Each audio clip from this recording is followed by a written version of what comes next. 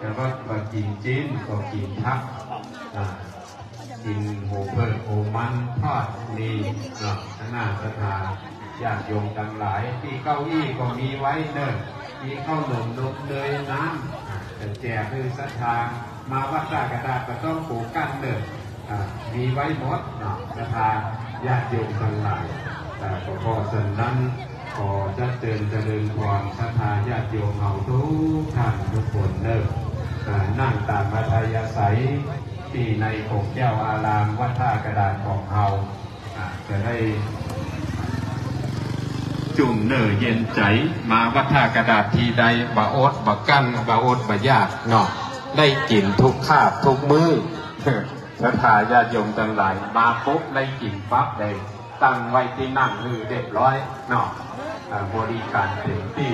ขนาดสถานญาติโยมเราทุกท่านทุกคนน่ากะเดี๋ยวมาช่วยดูเลย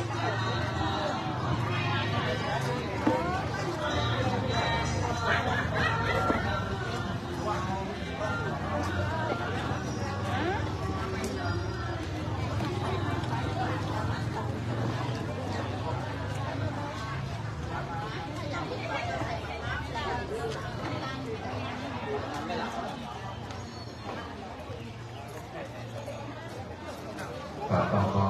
กราบอนุโมทนาสาธุกับเจ้าภาพโรงทานนะครับก็มีคุณเสรีคุณกินแก้วสมบูรณ์บ้านหมู่เจ็ดสันทรายต้นโตก็มีขนม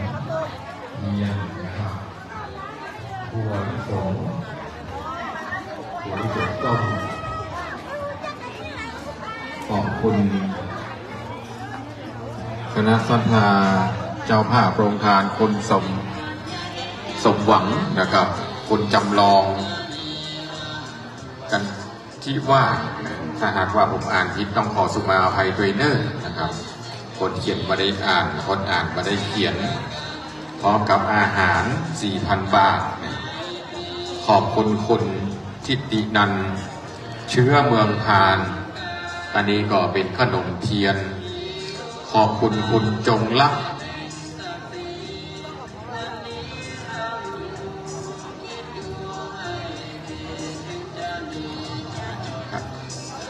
คุณจงลักษ์ทานชาตรีนะครับคุณชัดทิดากันทิวาสอันนี้ก็เป็นน้ำถวายพระสงฆ์นะครับโอ้คุณจงลักษ์ทานชาตรีเป็นพี่น้องชุมชนเคหะหนองหอยนะครับ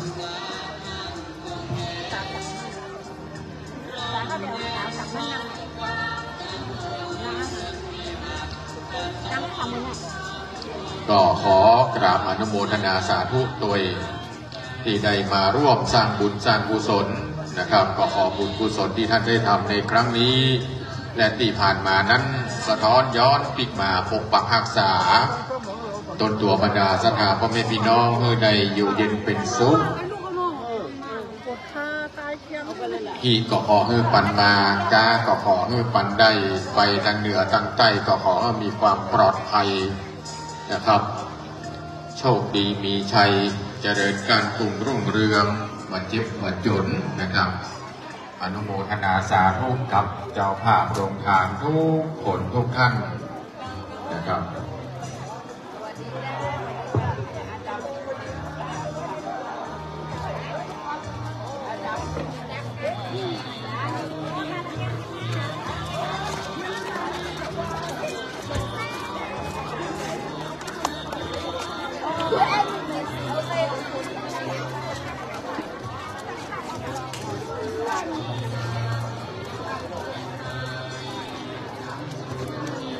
วัยสาแม่ธรณีเจ้าตี้เจ้าแดงเสื้อวัดเสื้อว่าเทพารัตที่ปกปักรักษาวัดตากระแห่งนี้นะครับ วันนี้ทางกลุ่มหนุ่มสาวจากวัดเชียงใหม่ได้มาทำกิจกรรมณวัดท่ากระดาษแห่งนี้นะครับร่วมกับโครงการหน่วยอบรมปฏิบัติตำบลฟ้าของเรานะครับ ก็เป็นหน้าที่ยินดีที่ได้หันพ่อแม่พี่น้องต่างบ้านต่างจองมาร่วมทำบุญกันพ่อแม่พี่น้อง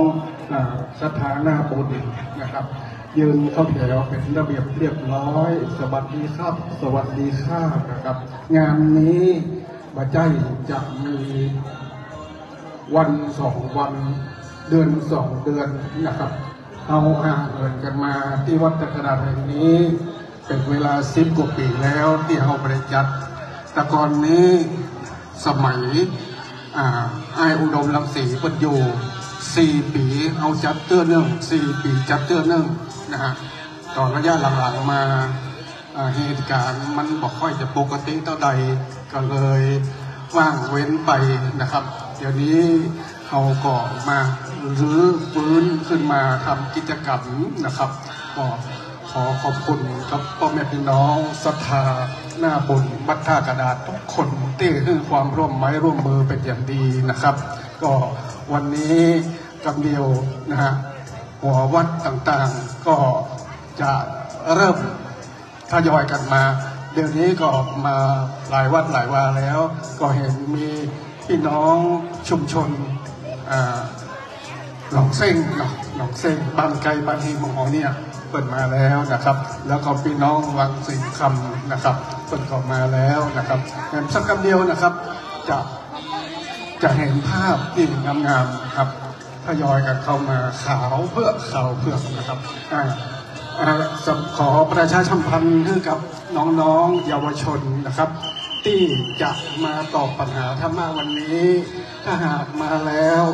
ก็มานั่งที่โต๊ะทะเบียนทางคณะกรรมการจัดไว้นะครับว่าเราจะได้จดเอาลายมาเอาชื่อว่าน้องๆมาจากโรงเรียนไหนนะครับแล้วเราก็จะได้จดชื่อจดเสียงเพื่อจะได้มอบเป็นเกียรติบัตรให้กับน้องๆที่มาตอบปัญหาธรรมะวันนี้แล้วส่วนหนึ่งเราก็จะมีค่าพาหนะค่าเดินทางนะฮะแล้วก็จะมีสินน้ำใจเล็กๆน้อยๆมอบเป็น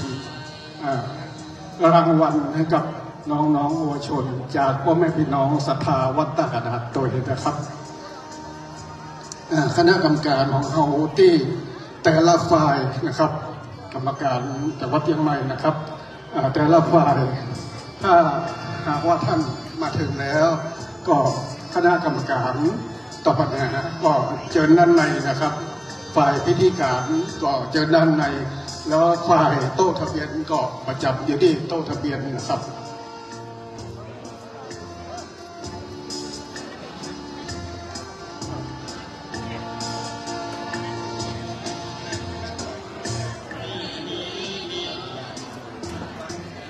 เจอกันช่องงาน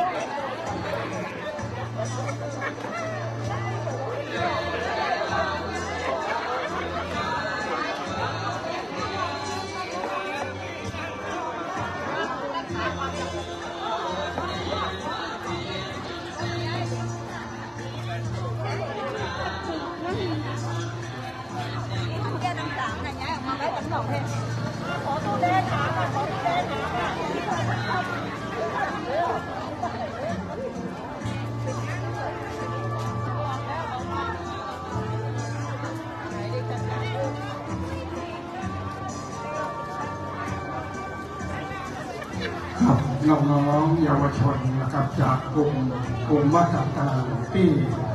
มีรายชื่อที่จะตอบปัญหาธรรมะวันนี้นะครับขอเชิญนะครับเชิญที่ตอบปัญหาได้นะครับเดี๋ยวนี้ทางคณะกรรมการตั้งมานั่งรถเอารายมาชื่อของน้องๆรออยู่ที่บก.ตรงนี้นะครับขอเชิญเลยครับ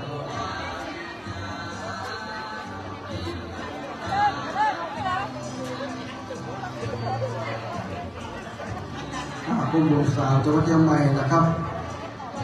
บัดใจก่อตั้งมาวันนี้วันวานะครับเริ่มก่อตั้งครั้งแรกนะครับเมื่อปี 2552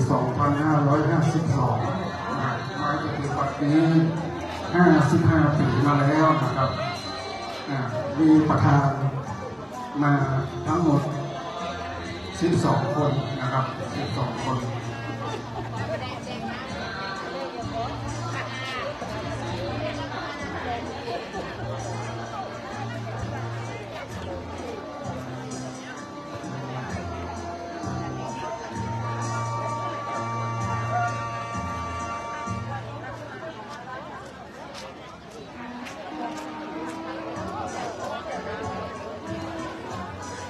ครับสำหรับน้องๆเยาวชนนะครับที่จะตอบปัญหาวันนี้นะครับท่านอยู่โรงเรียนไหนนะครับก็ขอให้แต่งกายชุดนักเรียนโรงเรียนนั้นนะครับแต่เรามีข้อตกลงกันว่าเราขอใส่เสื้อยืดกางเกงยีนนะครับผู้แต่งตัวเรียบร้อยนะครับ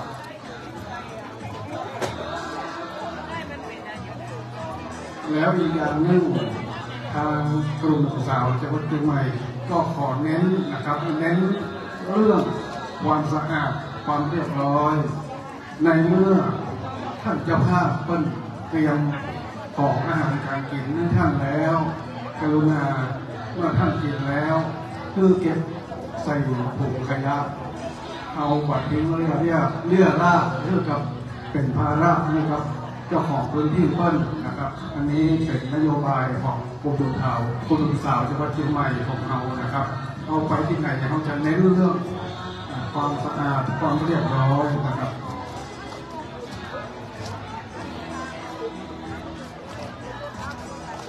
เดี๋ยวนี้ก็มีสถานะคนวัดตะกร้าของเรานะครับมีตั้งพ่อแม่พี่น้องมาจากหลายๆที่มายืนรอรับเข้าแถวเพื่อต้อนรับขับสู้ต่างวัดต่างวานะครับเข้าแถวยาวเหยียดตอนรับพ่อแม่พี่น้องที่จะมาร่วมกินร่วมกันวันนี้โดยเฉพาะอย่างยิ่งทางโรงเรียนวัดขจาวนะครับจากการนำของท่านผอ.ประสิทธิ์ปัญญาเลยนะครับก็ได้นำนักเรียนเยาวชนโรงเรียนวัดขจาวของเรามายืนเข้าแถวต้อนรับโดยนะครับสำหรับการจราจรหยดยางข้างหน้าถนนก็ภายใต้การนำของท่านกำลังกระบวนการนะครับเปิดดูแลความระเบียบเรียบร้อยด้านการจราจรนะครับผู้ใช้รถใช้ถนนหรือว่ามอเตอร์ไซค์หลายๆอย่างก็กรุณาขับรถจักรยานนะครับวันนี้เรามีงานก็ขอเวลา10 ชั่วโมงนะครับขอเวลาท่านเลยนะครับ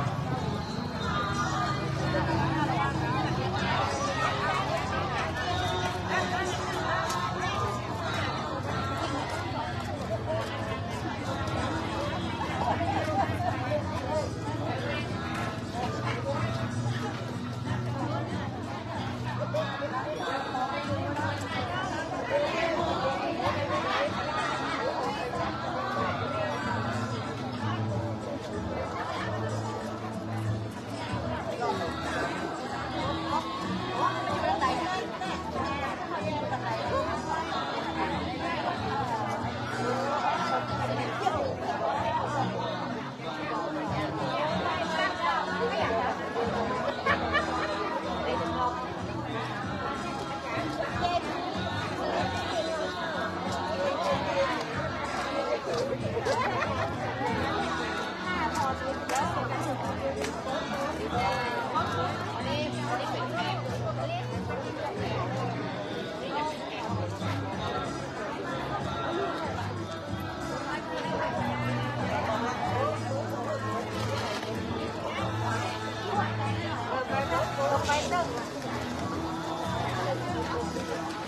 ครับวันนี้ท้องฟ้า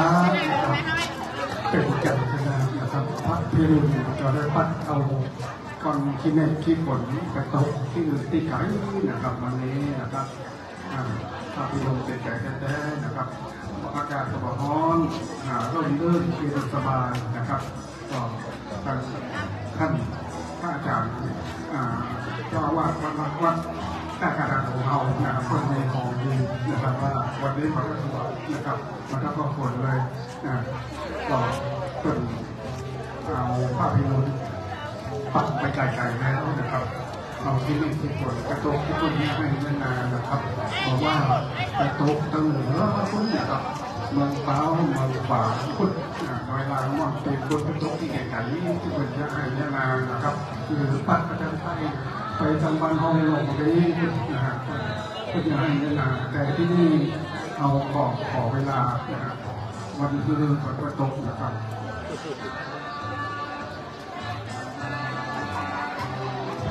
ก็ต้องขอบคุณนะฮะทางอสม.ตำบลฟ้าของเราก็ได้มาบริจาคให้กับพ่อแม่พี่น้องที่จะมาร่วมตำบลวันนี้รถเจ็บเก้าโมงหัววิ่งเวียนอยากจะไปหาเลยไปหาอสม.ที่หน้าวิหารนะครับตรงนั้นนะครับอสม.ตำบลฟ้าของเราครับหมู่ 1 หมู่ 6 หมู่ 3 หมู่ 4 หมู่ 7 หมู่ 2นะครับมาร่วมกันวันนี้นะครับ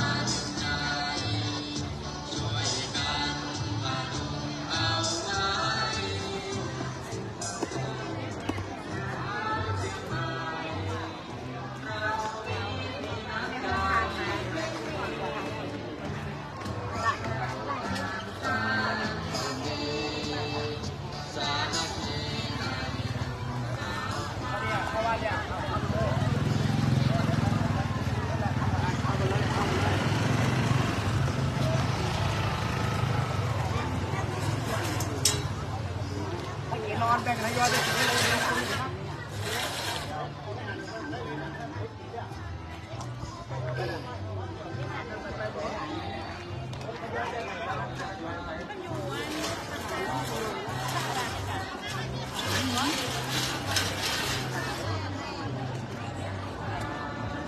เดินไก่ด้วยนะครับเนาะ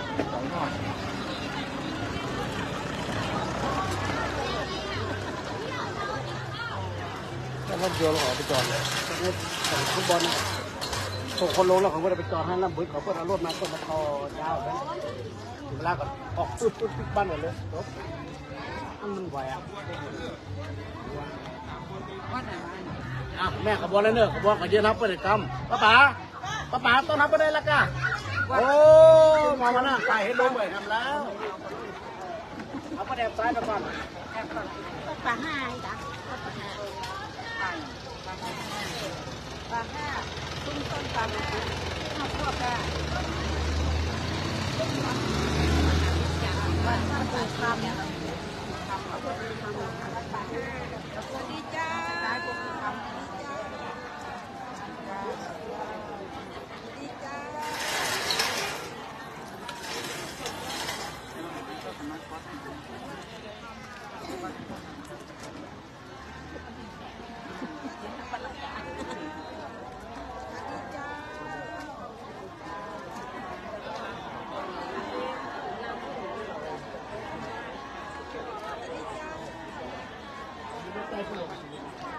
บอกคำเลิกเขาไม่ถูกเวลาบอกคำวนต้นไม้ตรงไหนแล้วต้องบอกแล้วมันก็มีขบวนตั้งขบวนลงมาไปยินออกก็ลงมา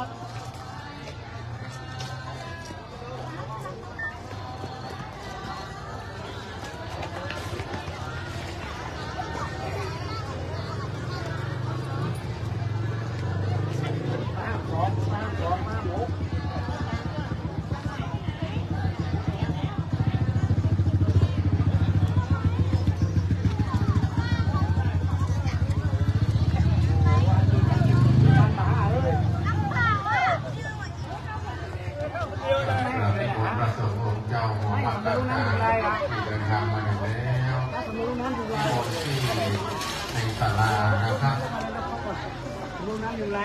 พี่เดียว วัดพระกระดาษได้จัดเตรียม ว่าตอนในสนามบอลเลยเนี่ยพ่อ ที่พักรับรองไว้ ไป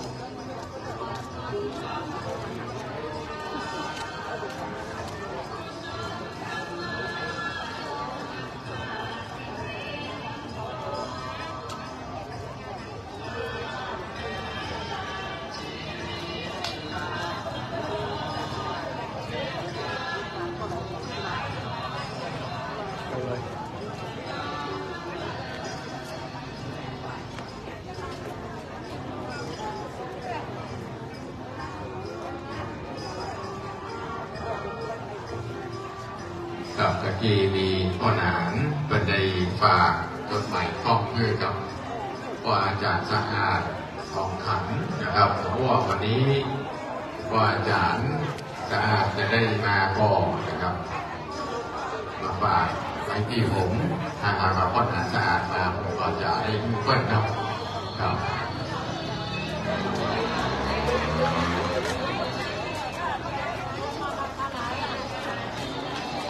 โอ้ยินดีต้อนรับกับคณะศรัทธาชุมชนป่าห้านะเข้ามาทางในข้างวิหารมีโรงทานนะครับมีโรงทานท่านใดที่ยังมาได้สิ่งข้าวน้ำข้าวแรงก็ขอเชิญเนื่อง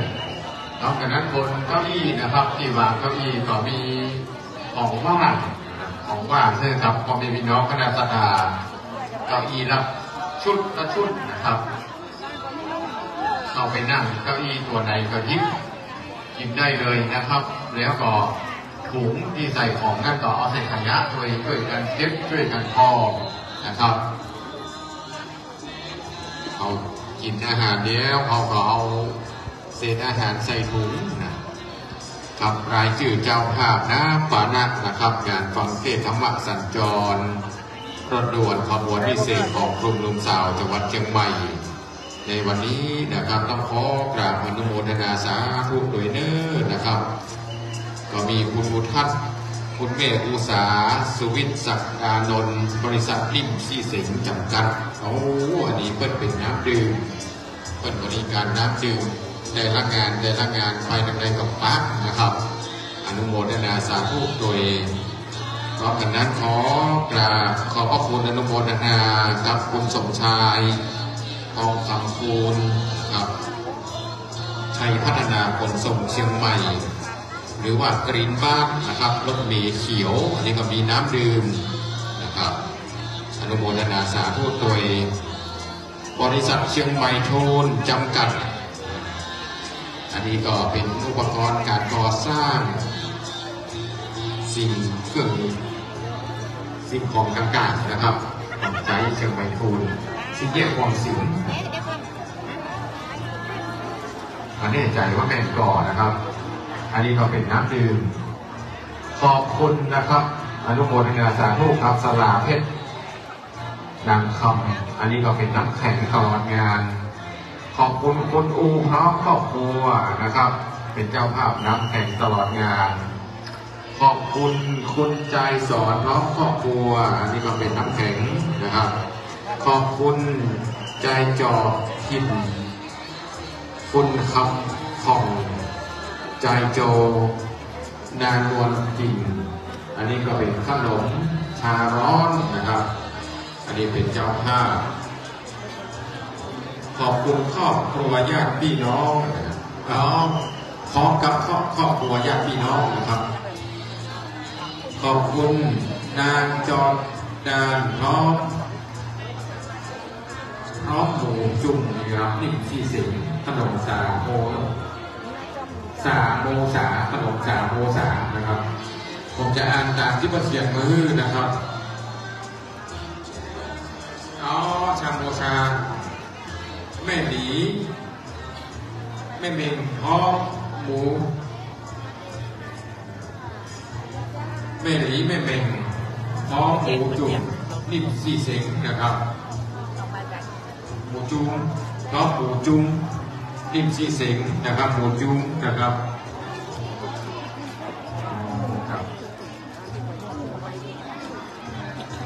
อ๋อครับขออยากเป็นพี่น้องคณะนะครับนิ่มซีเสงคุณวันวิสาจูรักร้านจิงจูชัยฟ้าห้าม89พลาซ่าสะเบิงนะครับอันนี้ก็พร้อมกับคุณคิมชาโมชาขนมจีนนะครับยำขนมจีนอันนี้ก็เป็นเจ้าภาพโรงทานก็ขอกราบขอบพระคุณอนุโมทนาสาธุกับเจ้าภาพทั้งบททั้งมวลนะครับที่ผมได้เอ่ยนามและมาได้เอ่ยนามก็ขอกราบขอบพระคุณเป็นอย่างสูงนะครับบางคนบางท่านก็มาได้จดรายนามรายชื่อมาให้ทางฝ่ายประชาสัมพันธ์นะครับก็ต้องขอกราบอนุโมทนาสาธุกับบรรดาพ่อแม่พี่น้องคณะสัตยาเทรนเนอร์นะครับเจอกันในนะครับถ้าเข้ามาแล้วนะครับเจอที่โต๊ะลงทะเบียนทางประธานกลุ่มหนุ่มสาวแต่ละหัววัดนะครับกรรมการได้ไปลงทะเบียนที่โต๊ะลงทะเบียนนะครับพร้อมกับรับวารสารพร้อมกับเชิญชวนพ่อแม่พี่น้องนะครับในร่วมกันบริจาคบูชากันเทศนะครับพร้อมกันนั้นเราบริจาครวมน้ำใจสู่ยอดดอยรวมกันบริจาคต่อปัญหาธรรมะนะครับทุนการศึกษาต่อปัญหาธรรมะของน้องๆเยาวชนคนรุ่นใหม่ห่างไกลยาเสพติดที่ต่อปัญหาแต่ละสินนะครับเราก็จะเอามาเป็นรางวัลกิจกรรมเพื่อกับรางวัลให้กับน้องๆนะครับก็ขอเชิญชวนบรรดาพ่อแม่พี่น้องคณะสัตยาเด้อนะครับ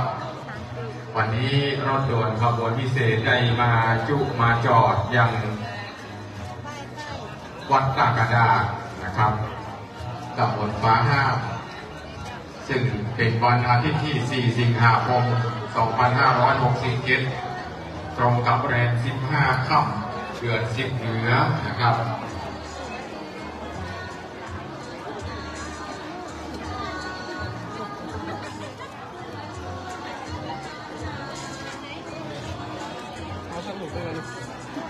เรียบร้อยไปแล้ว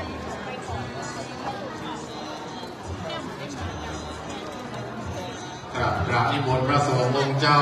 พระภิกษุสงฆ์สามเณรนะครับเข้ามาตั้งในที่พักรับรองในศาลาสำหรับพระสงฆ์องค์เนรนะครับกราบนิมนต์เชิญชวนบรรดาศรัทธาพ่อแม่พี่น้อง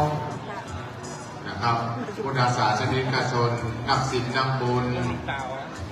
เข้ามาทางในจับจองเป็นเจ้าของที่นั่งใดเด้อที่นั่งนั้นเพิ่นก็มีของว่างคือเก้าอี้แต่ละตัวเขาจะนั่งที่ไหนเขาก็ยิบเอาคนละถุงนะครับถ้ากินแล้วก็เอาเศษอาหารใส่ไว้ในถุงเก็บใส่ถังขยะช่วยกันกินช่วยกันเที่ยวทำความสะอาดภายในตัวนะครับสำหรับน้องๆที่จะได้เข้ามาตอบปัญหาธรรมะนะครับเจอกันในเด้อเดี๋ยวเราจะได้มารายงานตัวนะครับลงทะเบียนรายงานตัวเดี๋ยวผมจะได้ให้ท่านอาจารย์นะครับได้มีการประชาสัมพันธ์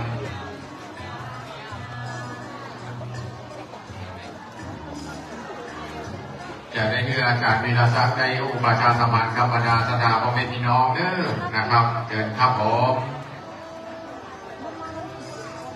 ครับนมัสการพระเจ้าและก็สวัสดี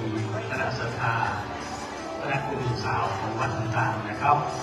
ส่วนหลักเกณฑ์ในการตอบปัญหาในคืนนี้จะเป็นครั้งแรกนะครับในการตอบปัญหาซึ่งจะมีปัญหาทั้งหมด5ข้อนะครับปัญหาทั้งหมด5ข้อก็จะประกอบไปด้วยปัญหาที่เกี่ยวข้องธรรมะพุทธประวัตินะครับ และก็จะมีภาษีจำเรือนซึ่งก็จะเป็นประจำทุกสิ่งนะครับจากนี้ไปนะครับยกเว้นแต่สิ่งที่มีกิจกรรมพิเศษจะมีการตอบประธานมากนะครับสมาชิกของกลุ่มสาวแต่ละกลุ่มนั้นที่อยู่ใกล้เคียงนะครับของวัดที่เป็นเจ้าภาพก็จะได้รับสิ่งในการเข้ามาตอบปัญหาหลังจากที่ตอบปัญหาในแต่ละสิ่งแล้วน้องๆที่ได้รับการคัดเลือกก็จะเข้าไปสู่รอบสุดท้ายนะครับรอบสุดท้ายหรือรอบไฟนอลนะครับก็จะเป็นสิ่งสุดท้ายของการตอบปัญหาซึ่งในแต่ละปีนะครับน้องที่ได้รับการคัดเลือกไปในแต่ละกลุ่มก็จะต้องขอไปฝึกซ้อมนะครับติดตามเรื่องปัญหาต่างๆซึ่งจะมีเงินรางวัลเป็นทุนการศึกษาขึ้นกับน้องๆที่ตอบปัญหาคณะนะครับในแต่ละสีแล้วในแต่ละสีนี้เราจะคัดเลือกเอาผู้ชนะไปตอบในสีสุดท้ายเพราะฉะนั้นการตอบปัญหามากๆจึงเป็นแนวทางหนึ่งนะครับเป็นนโยบายอันหนึ่งของกรมสาธารณสุขเชียงใหม่ที่จะส่งเสริมน้องๆเยาวชนซึ่งเป็นผู้ที่มีความรู้นะครับไปใจไปหาความรู้ในการตอบ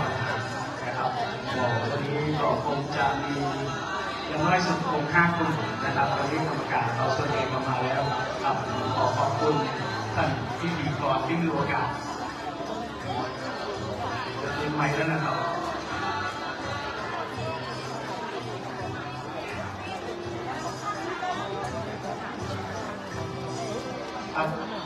วันพระนี้ก็จะเป็นสิ่งที่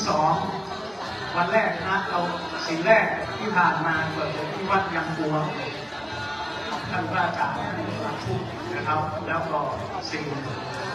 ที่2ที่จะมีกิจกรรมรถด่วนขบวนพิเศษก็จะเป็นที่วัดท่ากระดาษนะครับหลังจากนั้นในสิ่งที่3ก็จะมีถัดไปก็จะเป็นสิ่งที่ต้องดูในรายละเอียดบางทีก็จับไว้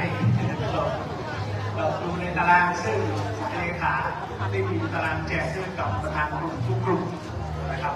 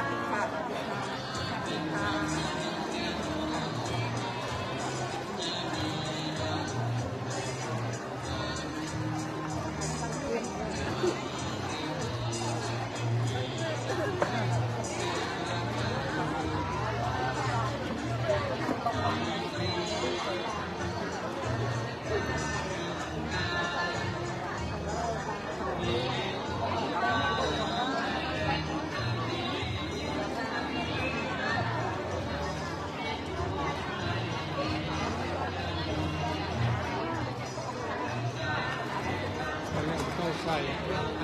มิดแมทแยมใส่ทุกชั้น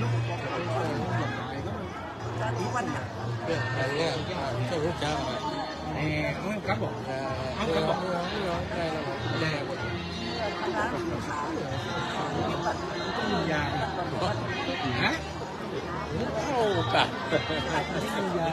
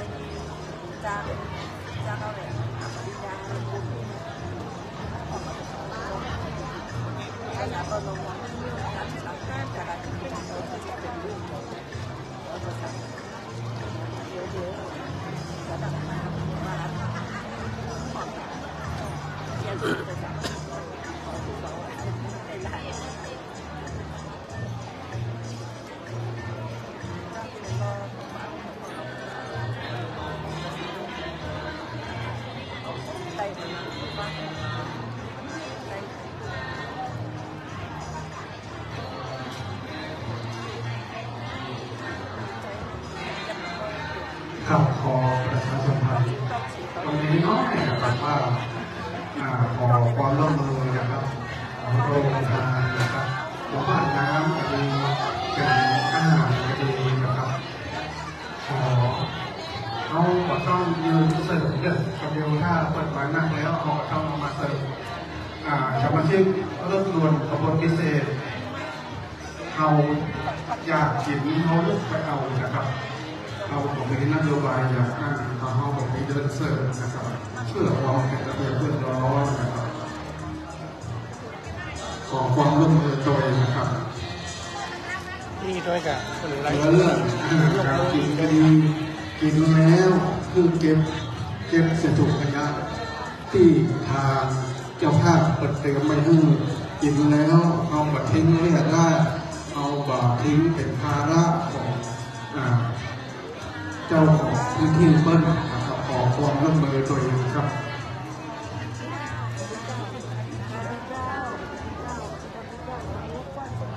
น้องๆที่จะตอบปัญหาธรรมะวันนี้นะครับก็มี1นะครับวัดลังกา2วัดตากระดาษ3วัดป่าหิน4วัดเวรุวัน5วัดสักษาจำปอ6วัดหัวขวางอำเภอเมืองนะครับน้องๆมาถึงแล้วมานั่งที่โต๊ะกรรมการเตรียมไว้นะครับเดี๋ยวทางคณะกรรมการเพื่อนจะได้จดชื่อจดเสียงนะครับนางขอความร่วมมือในเรื่องเขาบัตรเขาบอกมีนโยบายที่จะเสริมน้ำเด้อจึงบอกคนตัวเองนะครับเพื่อความเป็นระเบียบเรียบร้อยนะครับ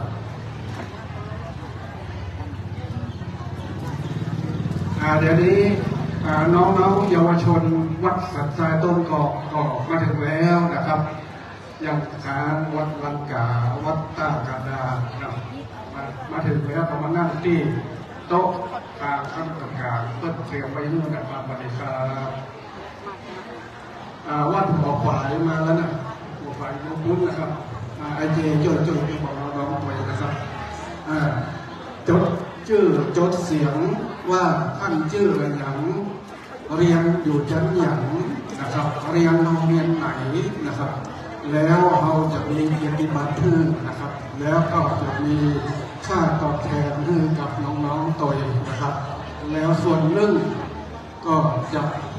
เป็นรางวัลน้ำใจจากพ่อแม่พี่น้องวัดตาดา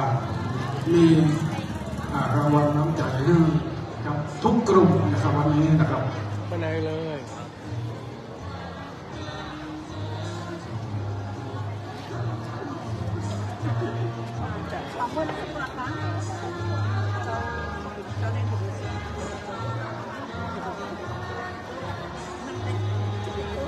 เดี๋ยวนี้วัดท่ากระดาษมาแล้ววัดสันทรายต้นกอกมาแล้ววัดหัวฝายมาแล้วยังวัดลังกา วัดฝ่ายหินวัดเวรุวันนะครับมา3 วัดยังทำ3 วัดจดชื่อจดเสียงเมื่อถูกสระอาสระอาอัคระพยัญชนะเมื่อถูกต้องนะครับเพื่อเราจะลงเป็นเกียรติบัตรกับท่านนะครับท่านก็จะได้นำไปใช้ตามวัตถุประสงค์ของนักเรียนนะครับแต่ละโรงเรียนนะครับ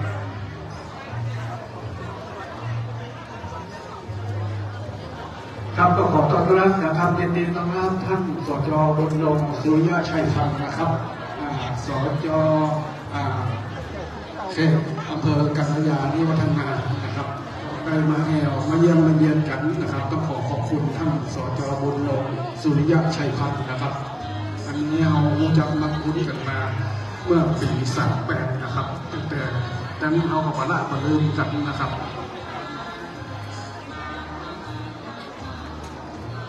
ก่อนเพิ่นเป็นอบต.เดี๋ยวนี้เพิ่นเป็นสจ.นะครับก็ขอบคุณคนมาร่วมงานของเราด้วยนะครับ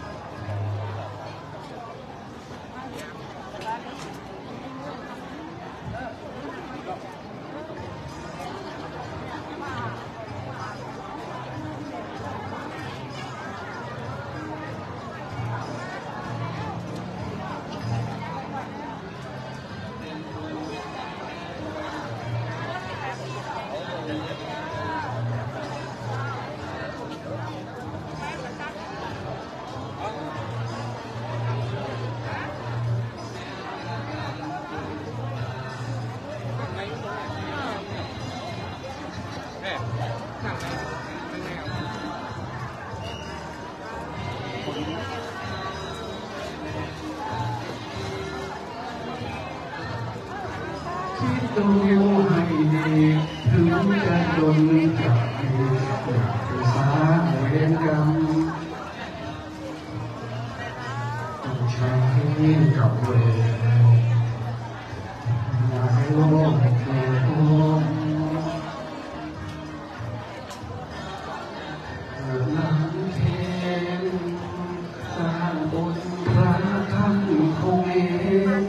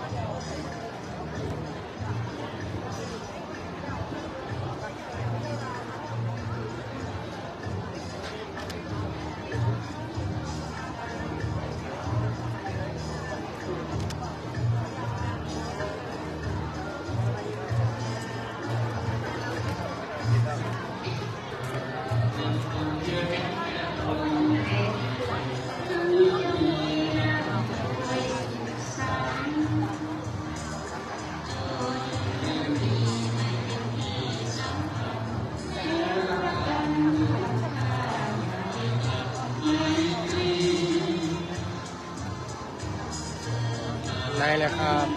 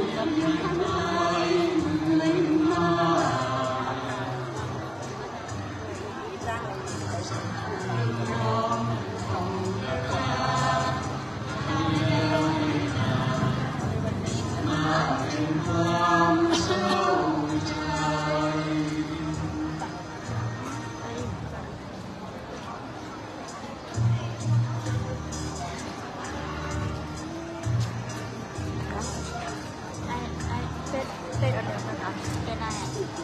นิ้วนะคะใหญ่ใหญ่จะร้อนก่อน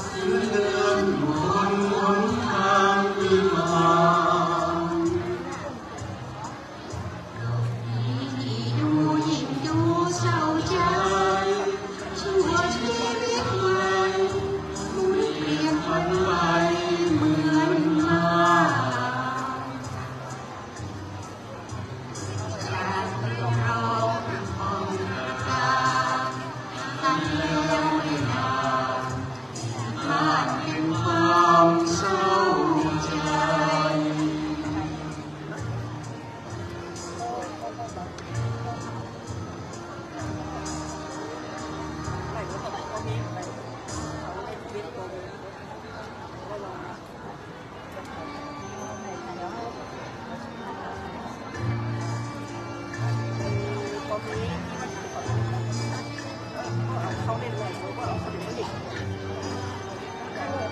มาดิ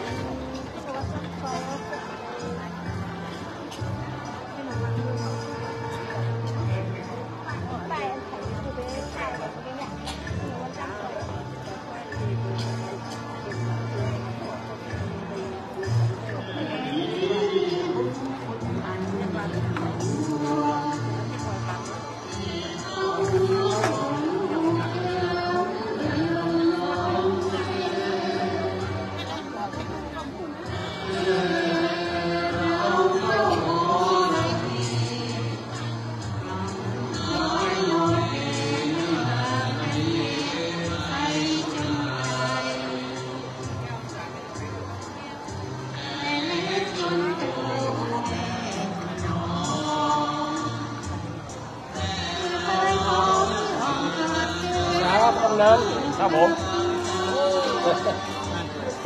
มาดีนักๆก็เอาเ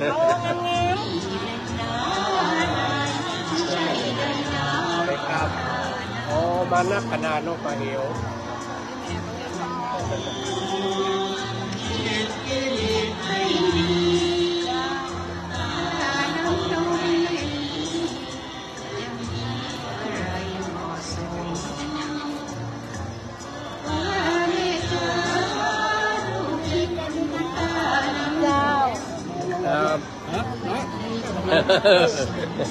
สวัสดีครับ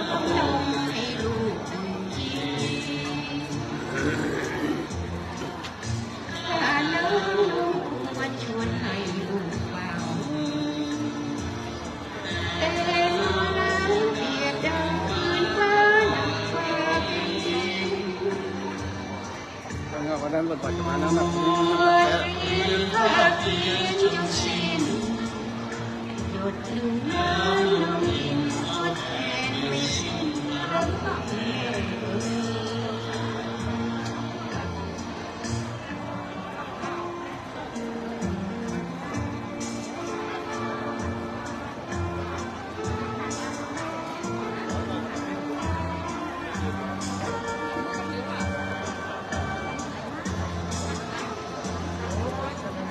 ครับสวัสดีครับครับผม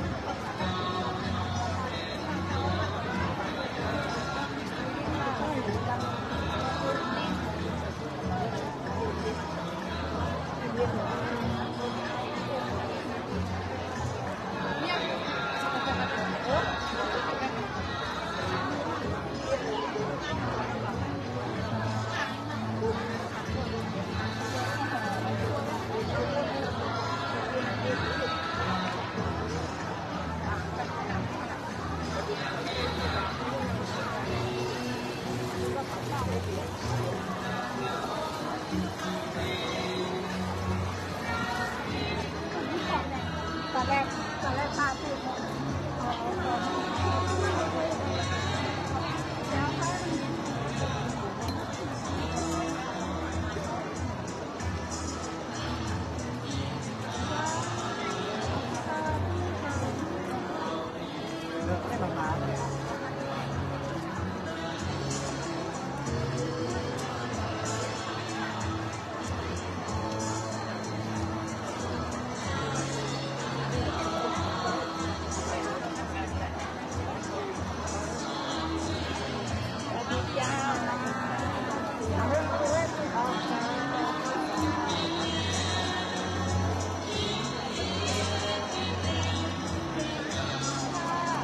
ดอกอะข้าว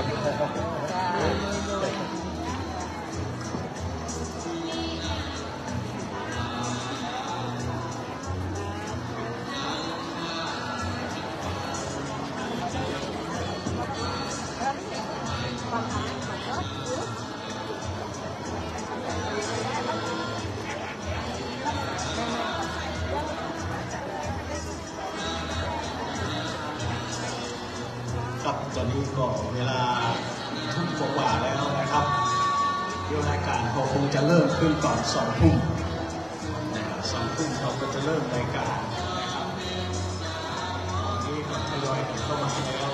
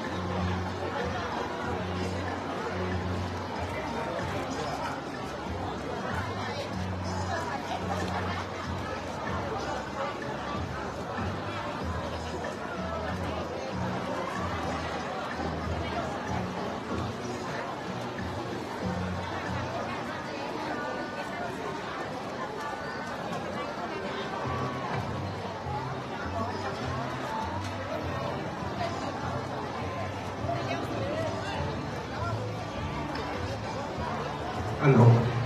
น้องๆที่จะตอบปัญหานะครับ มาที่ตู้ทะเบียนได้นะครับน้องๆเยาวชนนะครับของวัดลังกานะครับ แล้วก็วัดไฟหินวัดเวรุวันนะครับทั้ง3 วัดที่มาแล้วก็มีวัดท่ากระดาษสัตตาต้นกอแล้วก็หัวฝ่ายมาแล้วนะครับวัดลังกาตะกี้กับน้องๆกับเตียวไปอยู่กับหมอนี่นะครับเมื่อถึงแล้วก็มานั่งโต๊ะแล้วก็มาจดลายหนาวชื่อนะครับที่กรรมการเปิ้ลจะจดชื่อจดเสียงของเปิ้ลเพื่อลงเกียรติบัตรนะครับ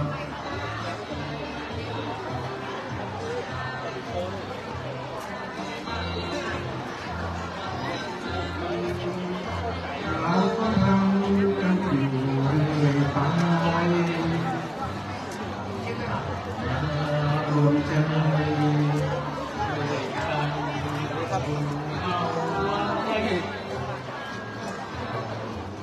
เจ้าอย่าง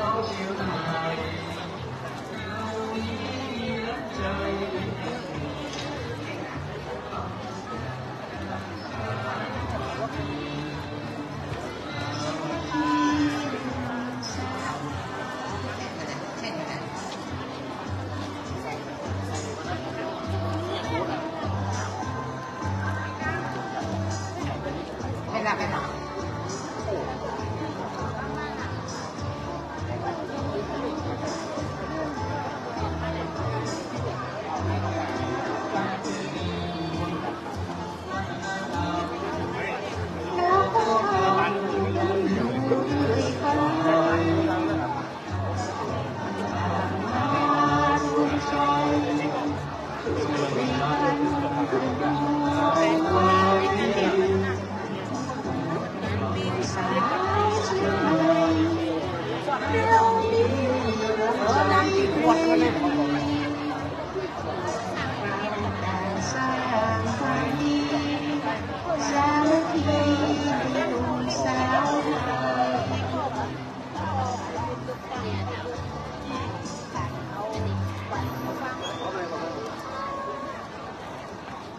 ครับพ่อแม่พี่น้องที่เดินทางเข้ามาแล้วนะครับ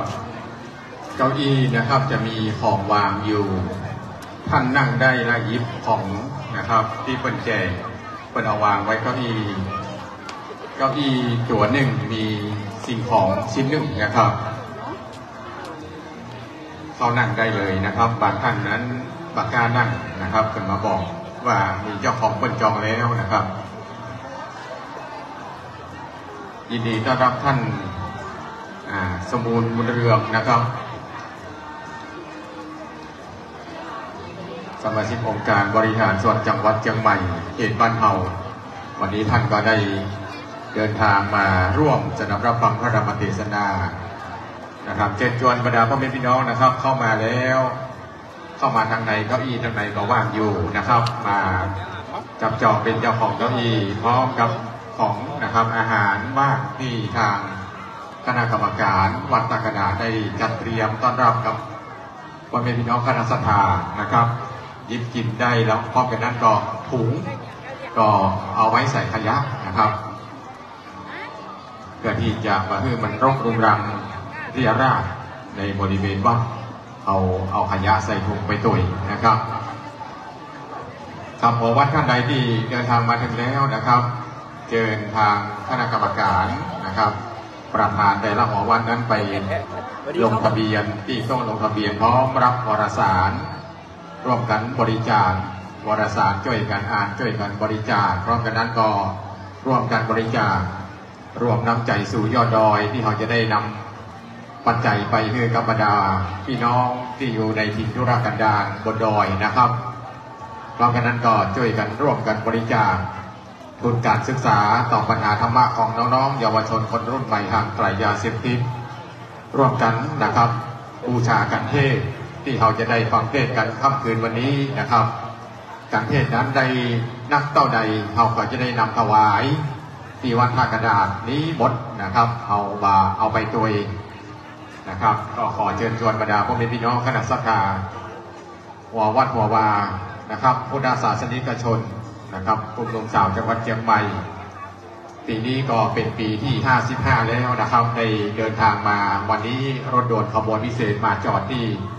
วัดท่ากระดาษตำบลป่าห้ามอำเภอเมืองเชียงใหม่นะครับ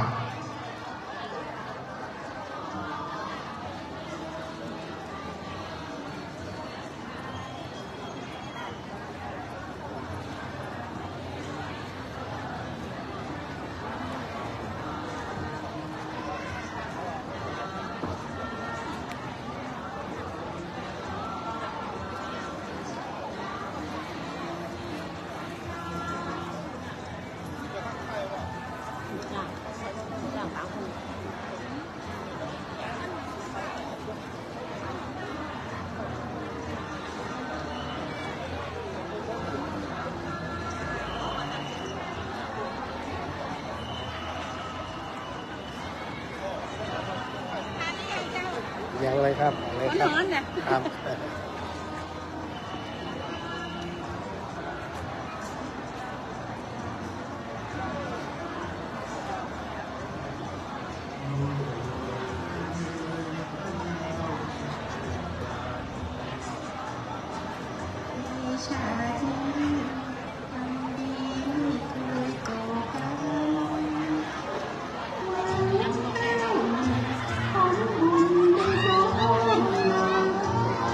ข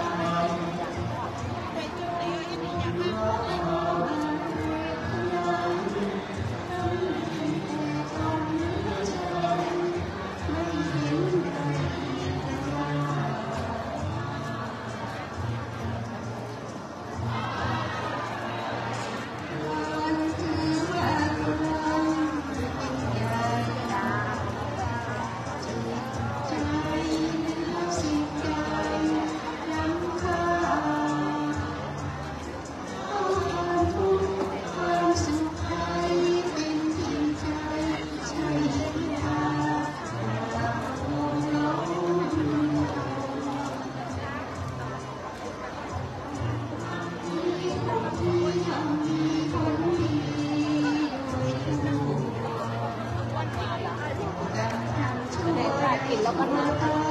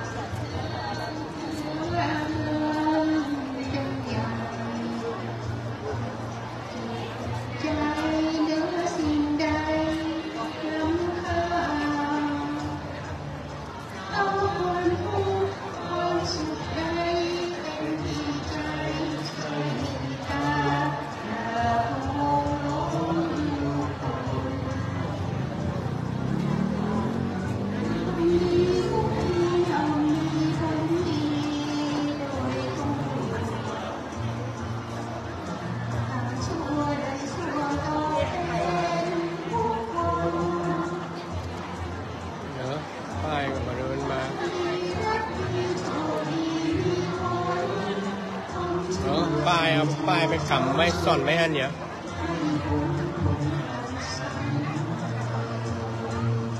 เข้าไปในเลยครับ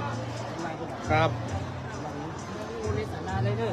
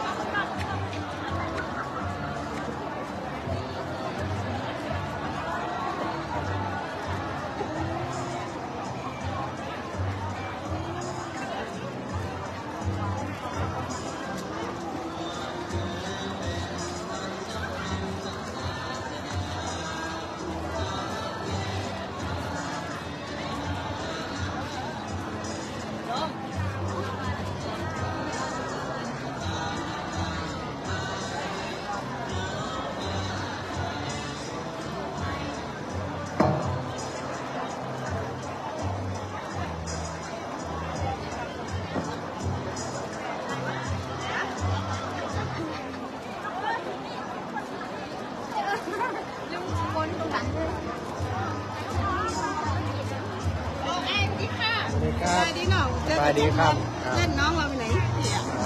มา มาจ้ะ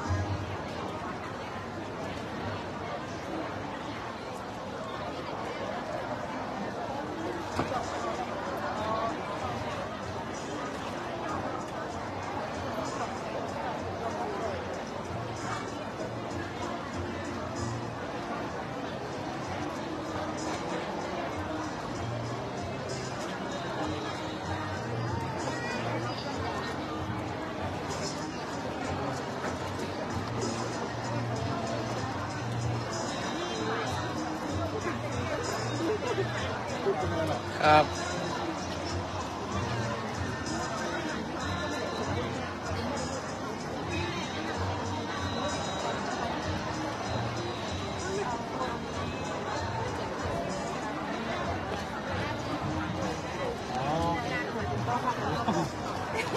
โอเคค่ะเอามา ห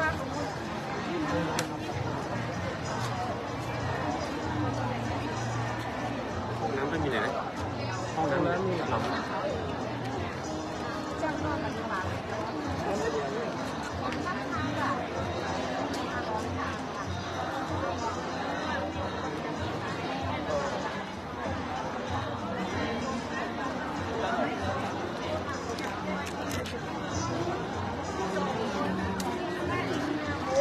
เ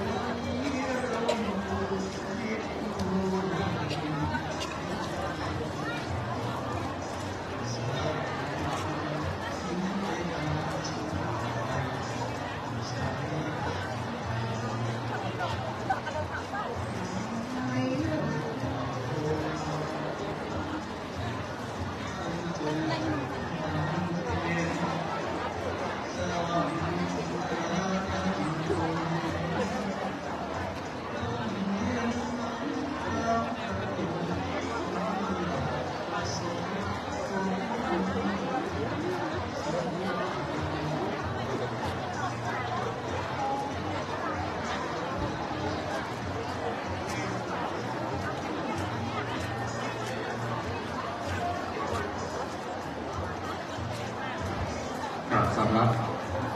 น้องๆที่จะได้เข้ามาแข่งขันตอบปัญหาธรรมะในค่ำคืนวันนี้นะครับ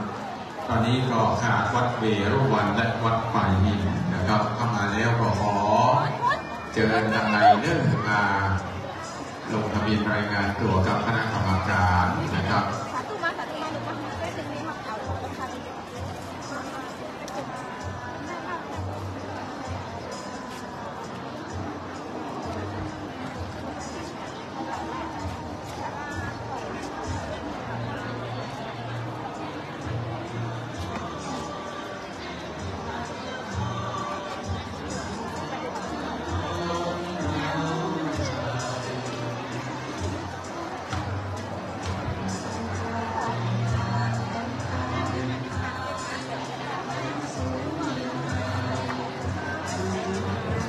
มันนักได้แล้วว่า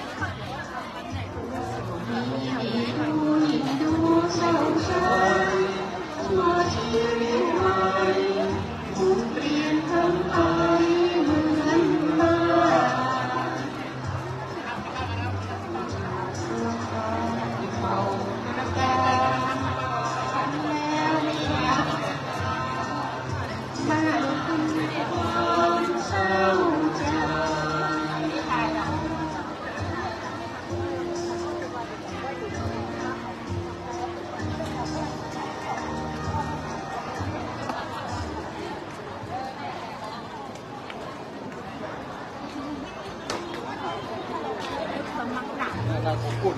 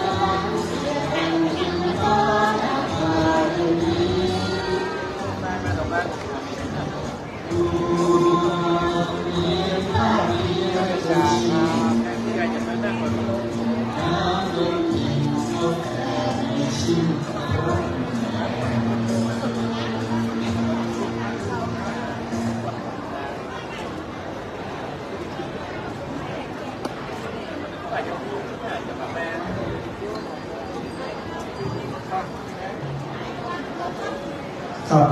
เดี๋ยวนี้เราจะได้เวลาเริ่มนะครับเริ่มแล้วนะครับก็จะได้ไปนะครับจากอันดับแรกนะครับ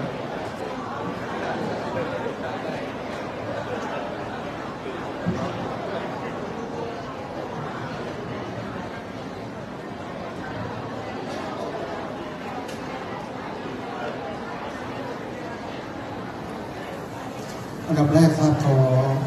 เรียนเชิญครับเรียนเชิญท่านชิติศักดิ์อภิ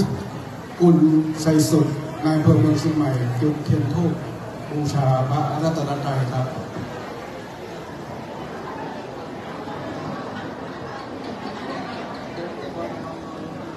ครับเชิญทุกคนประนมมือนะครับ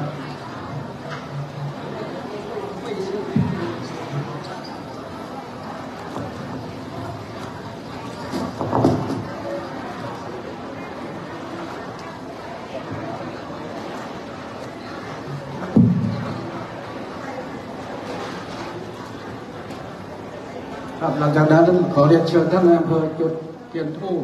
ท่านเจ้าคุณนะครับผู้ก่อตั้งกลุ่มภาษาวิทยาเชียงใหม่มา 55 ปีแล้วนะครับ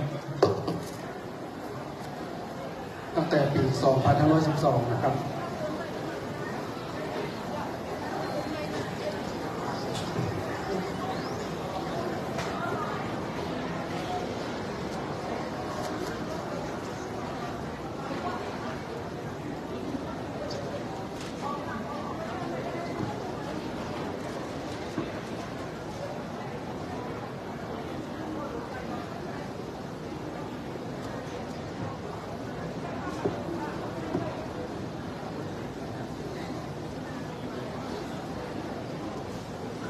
ครับขอบคุณครับ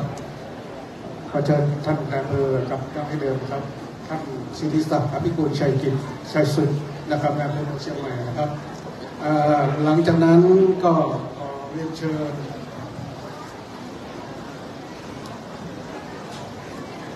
ต่อไปเชิญทุกท่านทุกคน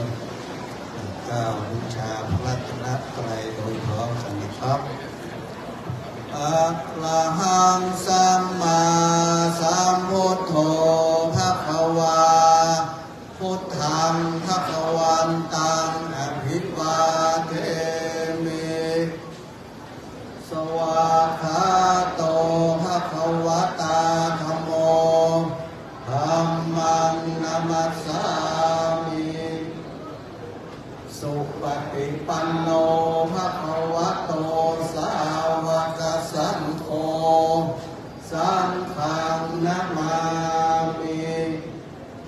นะโมตัสสะภะคะวะโตอะระหะโตสัมมาสัมพุทธัสสะนะโมตัสสะภะคะวะโตอะระหะโตสัมมาสัมพุทธัสสะนะโมตัสสะภะคะวะโตอะระหะโตสัมมาสัมพุทธัสสะอิติปิโสภะคะวาอะระหังสัมมาสัมพุทโธวิชชาจารณะสัมปันโนสุขโตโลกวิทู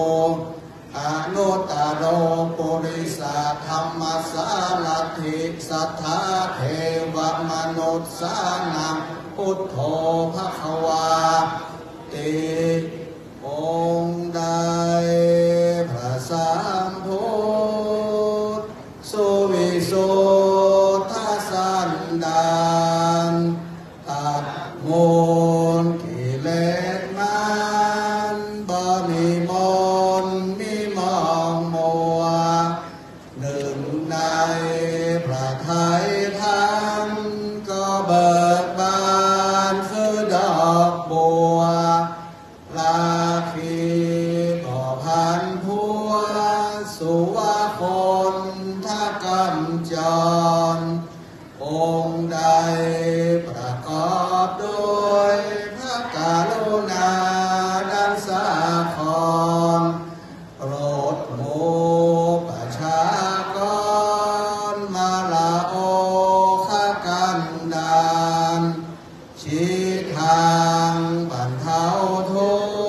กข์และที่สุขเกษมสารชี้ทางผ่านนาเรือพานอันพ้นโศกวิโยคภัยพร้อมเป็นจะพิทักษ์จากโสจาราวิมลใสเห็นเหตุที่ไกลไกลก็เจนจบประจักษ์จริงกำจัดน้ำใจหยาบสันดานอาไอ้ยิงสัตว์โลกได้เพิ่งพิงมาลาบาบำเพ็ญบุญข้าขอประนดน้อมศีลกาวบังคมคุณสัมพุทธกาลนยาภาพนั้นนิรันดรโสตภะคะวะตาธัมโมสันเทธิโกอากาลิโกเอหิปัสสิโกโอปัญญิโกปัจจตังเวทิตาโภวินโยหิเอธรรมะคือคุณากรส่วนชอบสาธ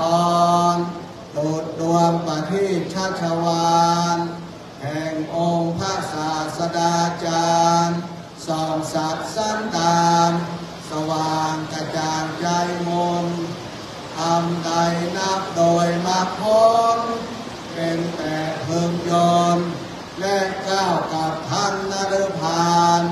สมญาโลกอุดรพิสดารอันเลิศโอฬารพิสุทธิพิเศษสุขใสอีกทำต้นทางคันไลนามขนานคันไขปฏิบัติปริยัติเป็นสองคือทางดำเนินโดยเฉพาะให้กว้างลุกปองอย่างโลกอุดรโดยตรงขอโอดอ่อนอุตโองโดยจิตและกายวาจาสุปฏิปันโนภะคะวะโตสาวกสังโฆอุชุปฏิปันโนภะคะวะโตสาวกโฆยายะปฏิปันโนภะคะวะโตสาว ฏิปันโนภะคะวะโตสาวกสังโฆจัตตาเลโกเรสาโยคาเนอัตตะอปุคลาเอสาภะคะวะโตวากสังโฆอาหุนายโยปาหุนายโยทักขินายโยอัญชาเลกาลานิโยอนุตตรังปุญญเขตังโลกัสสติทรงได้สาวกศาสดานับปฏิบัติมาแด่องค์สมเด็จพระขวานเพ่งแจ้งจตุสัจเสกบานทุกทางที่อ่านระงับและดับทุกภัยโดยเสด็จพระผู้ตรัสไตรปัญญาผ่องใสสะอาดและปราดมัวมองเพิดห่างทางข้าศึกปองบ่มิลำพองด้วยกายและวาจาใจเป็นเนื้อนาบุญอันไทยสารแด่โลกไกลและเกิดพิบูลพูนพ้นสมยาเอาลดทศพลมีคุณอานนท์อเนกจนะเรือตราข้าขอนบหมู่พระสลาโคกทรงคุณาลูกคุณประดุจลำพันโดยเดชคุณข้าอภิวันพระไตรลักษณ์อันอุดมด้วยเดชมีหลักใจลงช่วยประชาชนไทยอันตรายกายใจต้องขับและขับเสื่อมสูญ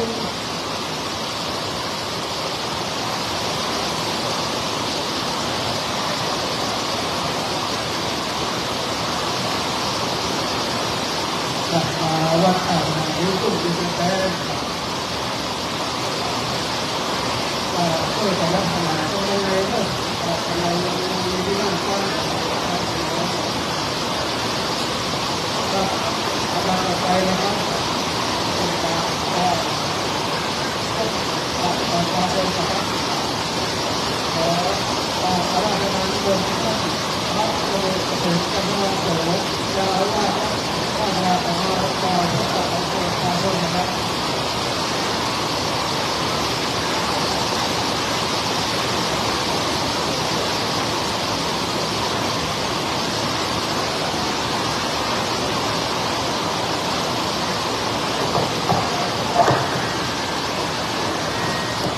สถาแจกเงียบๆเลยนะครับ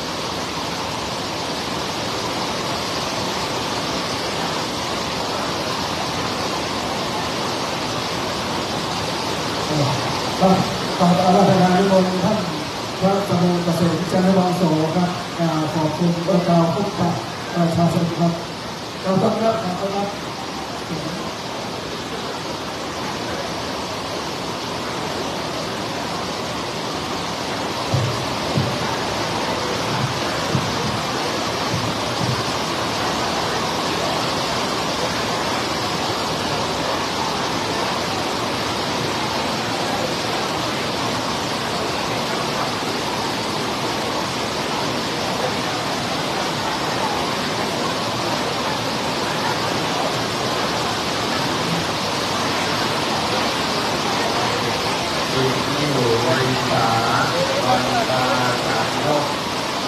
ที่เคารพครูบาอาจารย์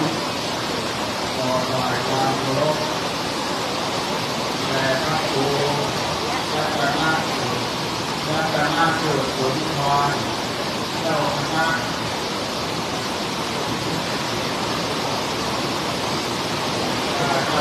ตำบลวัดเกียรติอำเภอเมืองจังหวัดเชียงใหม่ขอถวายความเคารพแด่พระครูวิชากรเจ้าคณะตำบลท่าข้ามและพระเถรานุเถระพระเจ้าพระธิการทุกที่เคารพขอเจริญพรยังนายกสิทธิศักดิ์อาทิตย์ภูมิใจที่ในอำเภอเมืองเชียงใหม่เจริญพรไปยัง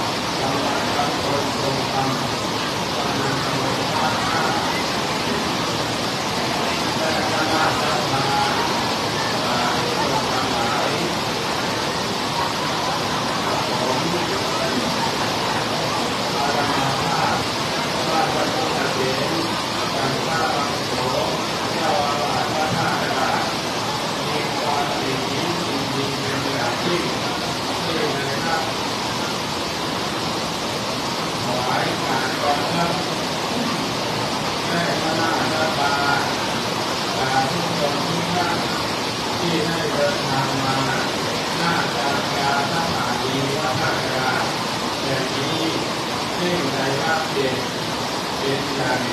เป็นเจ้าหน้าในการจัดงาน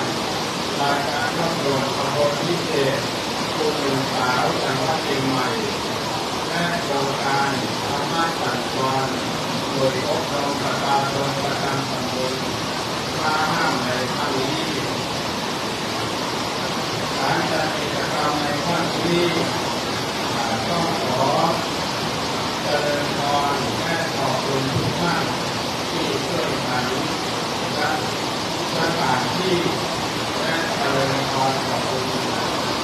เราข้าเจ้าศรัทธาองค์การทุกองค์การและการต้อนรับในครั้งนี้หากว่าขาดตกข้อใดประการใดมาถ้าและในนามคณะพระสงฆ์สามเณรคณะศรัทธาพระราชาขอขมาอภัยและหน้าโอกาสด้วยและขอยินดีต้อนรับทุกท่านเข้าสู่ร่วมงานพระราชาด้วยความยินดีเป็นอย่างยิ่งในด้านที่ทุกนี้อาตมาภาพก็ขออำนวยโดยใจขออำนวยโดยพรผู้ยังคณะศรัทธาจากทุกคนทั้งหลายที่ได้เดินทางมาถึงในองค์เจ้าอานามพระราชาอย่างนี้แล้วก็ขอดูด้วยใจมีความทุกข์และความเจริญมีอายุวันนะสุขภาพตลอดกาลนานเกินจะเดินพร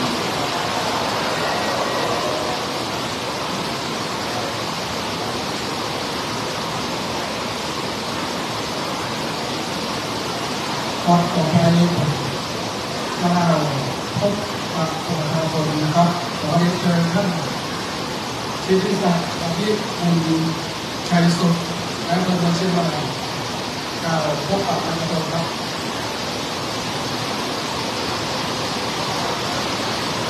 เชิญครับท่านตำรวจครับเชิญเชียงใหม่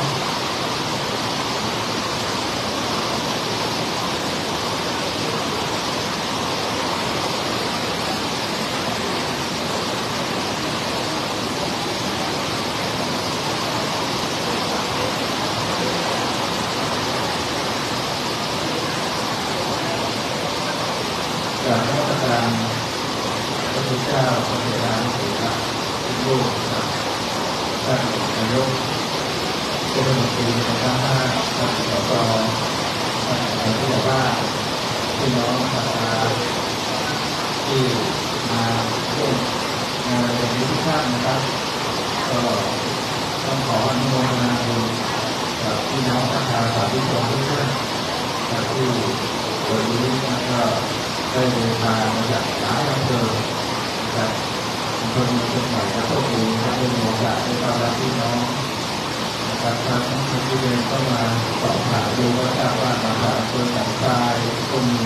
กำแพงสามัคคีแม่ดีมาเมืองเชียงใหม่นะครับก็มาตลาดและเชิญแล้วก็ขออนุโมทนาบุญกับทุกท่านด้วยวันนี้เทวดาก็คงจะรับทราบการประโยชน์อนุโมทนาบุญจากพวกเราเหมือนกันนะครับก็ร่วมบนพระโครงการนะครับเพื่อเป็นสิริมงคลกับเราทุกท่านนะครับก็ขอให้บุญกุศลที่ได้มาร่วมกันในวันนี้นะครับได้จงประทานให้ทุกท่านประสบแต่ความสุขความเจริญนะครับที่หวังสิ่งใดก็ขอให้สมความปรารถนามีในความเจริญรุ่งเรืองการแปรผันกิจการใดก็ขอให้ประสบแต่ความสำเร็จการมีแต่ความเจริญรุ่งเรืองและได้พบเจอในสิ่งที่ดีๆตลอดไปขออนุโมทนาสาธุร่วมทุกท่านครับ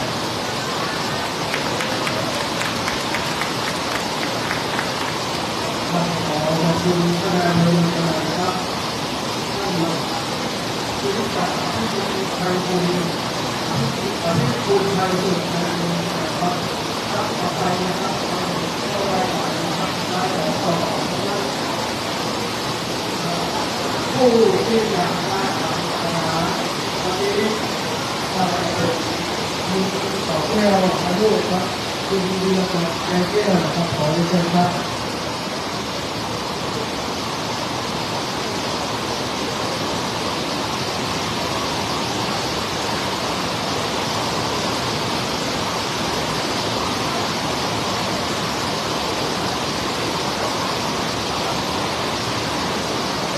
การนมัสการท่านผู้มีการทุกคนพิเศษ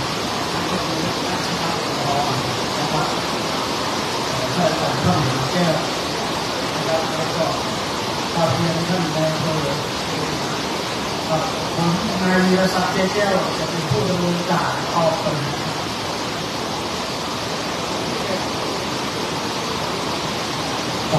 บังเอิญ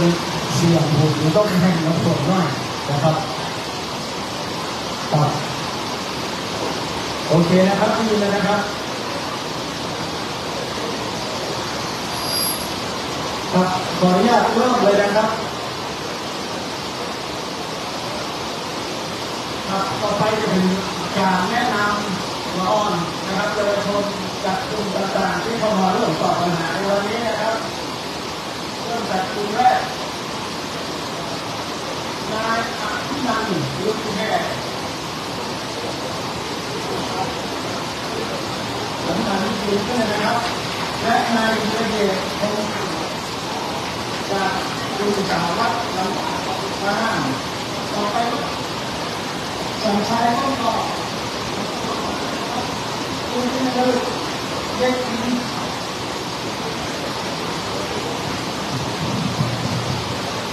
ครับเอาไปเสียบตรงกลางนะครับสองคนนะครับเด็กหญิงเมธินีนาคำชั้นม.1นะครับแล้วก็เด็กหญิงกันทราชัดสักครู่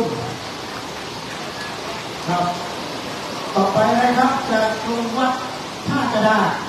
เป็นตัวนะครับเด็กหญิงจินดาภาเรือนจาอันนี้ป .6 อนุบาลเชียงใหม่นะครับนายธัญเพชรโคกเสนาป .5 การเพียรเทียบดีต่อไปว่าผมฝ่ายการดูดีด้วยนะครับเด็กหญิงนิชาสอนเพื่อนอันนี้ม.1 วิทยาลัยนาฏศิลป์เชียงใหม่แล้วก็นายชายดวงใจม.4 โรงเรียนหอพักนะครับสองท่านขอบคุณครับท่านแรกส่วนแรกก่อนการเอาตัวเองได้แนะนำท่านก่อนแล้วกันเนาะแนะนำท่านสาวแก้วพาณิชย์ครับอดีตประธานกลุ่มสาวตะวันเชียงใหม่วันนี้จะมาเป็นผู้ดำเนินการร่วมในการตอบปัญหาวันนี้ที่ใจเวลาจำกัดนะครับขออนุญาตเลยนะครับเข้าสู่ปัญหาข้อแรกปัญหาข้อแรกแจกกระดาษครับกำจัดแจกกระดาษการตอบปัญหาธรรมะนั้นนะครับจะประกอบด้วยปัญหาจากธรรมะประมาณ3ข้อแล้วก็จะเป็นภาษีกำเมืองของเขาแต่สัก2ข้อนะครับ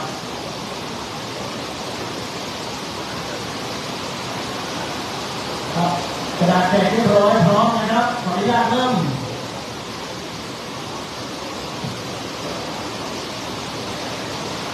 ครับข้อแรกข้อที่1นะครับเป็นปัญหาธรรมะถามว่าบุคคลทำอะไรมากและเพราะขาดคุณธรรมข้อใดบุคคล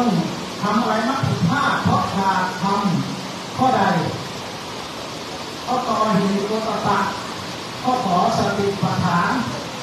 ข้อขอสติสัมปชัญญะข้องออริยสัจสี่ฟังอีกครั้งนะครับบุคคลที่ทำอะไรมักผิดพลาดเพราะขาดทำข้อใดข้อกอหิริโอตปะสติปัฏฐานข้อขอสติสัมปชัญญะข้องออริยสัจสี่30 วินาที2คะแนนลงมือครับครับเขียนสั้นๆกอขอพงก็ได้นะครับน้องๆท่านใดตอบแล้วหมดเวลานะครับเชิญท่านขอแค่ครับกราบนมัสการท่านสมเด็จเจ้าคุณผู้ทรงครับกราบเรียนท่านผู้ใหญ่ครับโดยเฉพาะท่านนายอำเภอเชียงใหม่ท่าน ที่ขอรอที่ดูแลท่านนะครับเพื่อดูแลว่าก็ขอที่จะมาทุกท่านนะครับขอขอบคุณแม่พี่น้องทุกท่านนะครับที่มาในวันนี้นะครับวันนี้ทุกท่านนะครับก็ขอเราคำหนึ่งครับคำถามก็ได้ครับถามว่าทุกคนทำอะไรถ้าผิดพลาดข้อขาดธรรมะข้อใดคำเฉลยนะครับข้อคอควายครับคอควายนะครับสติสัมปชัญญะ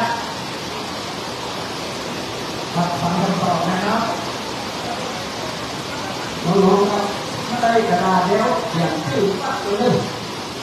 อันนี้ว่าผมตอบไม่ได้อะไรแล้วเนาะ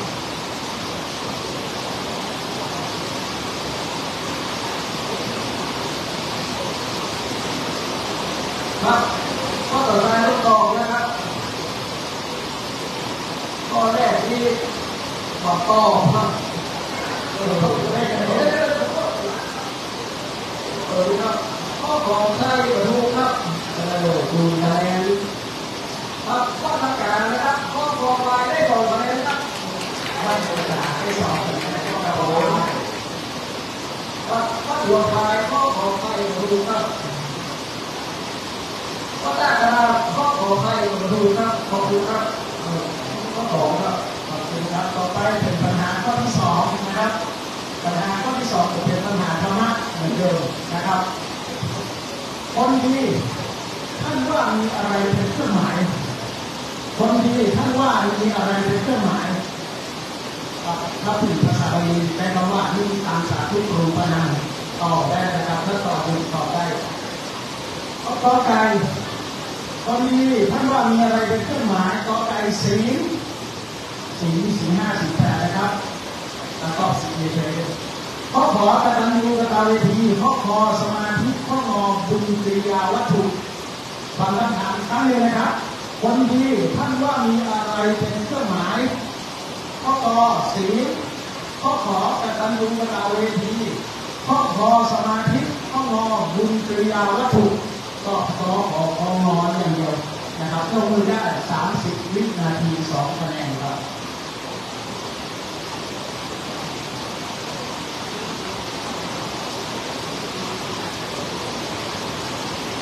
เสร็จแล้วส่งได้เลยนะครับเสร็จแล้วส่งได้เลย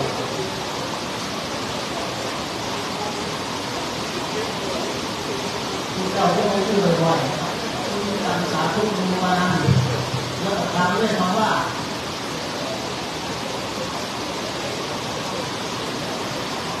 ครับอะไรครับเลยครับครับเลยนะครับต้องบอกครับคำถามว่าคนดีท่านว่ามีอะไรเป็นเครื่องหมายคำตอบก็บอกเลยครับ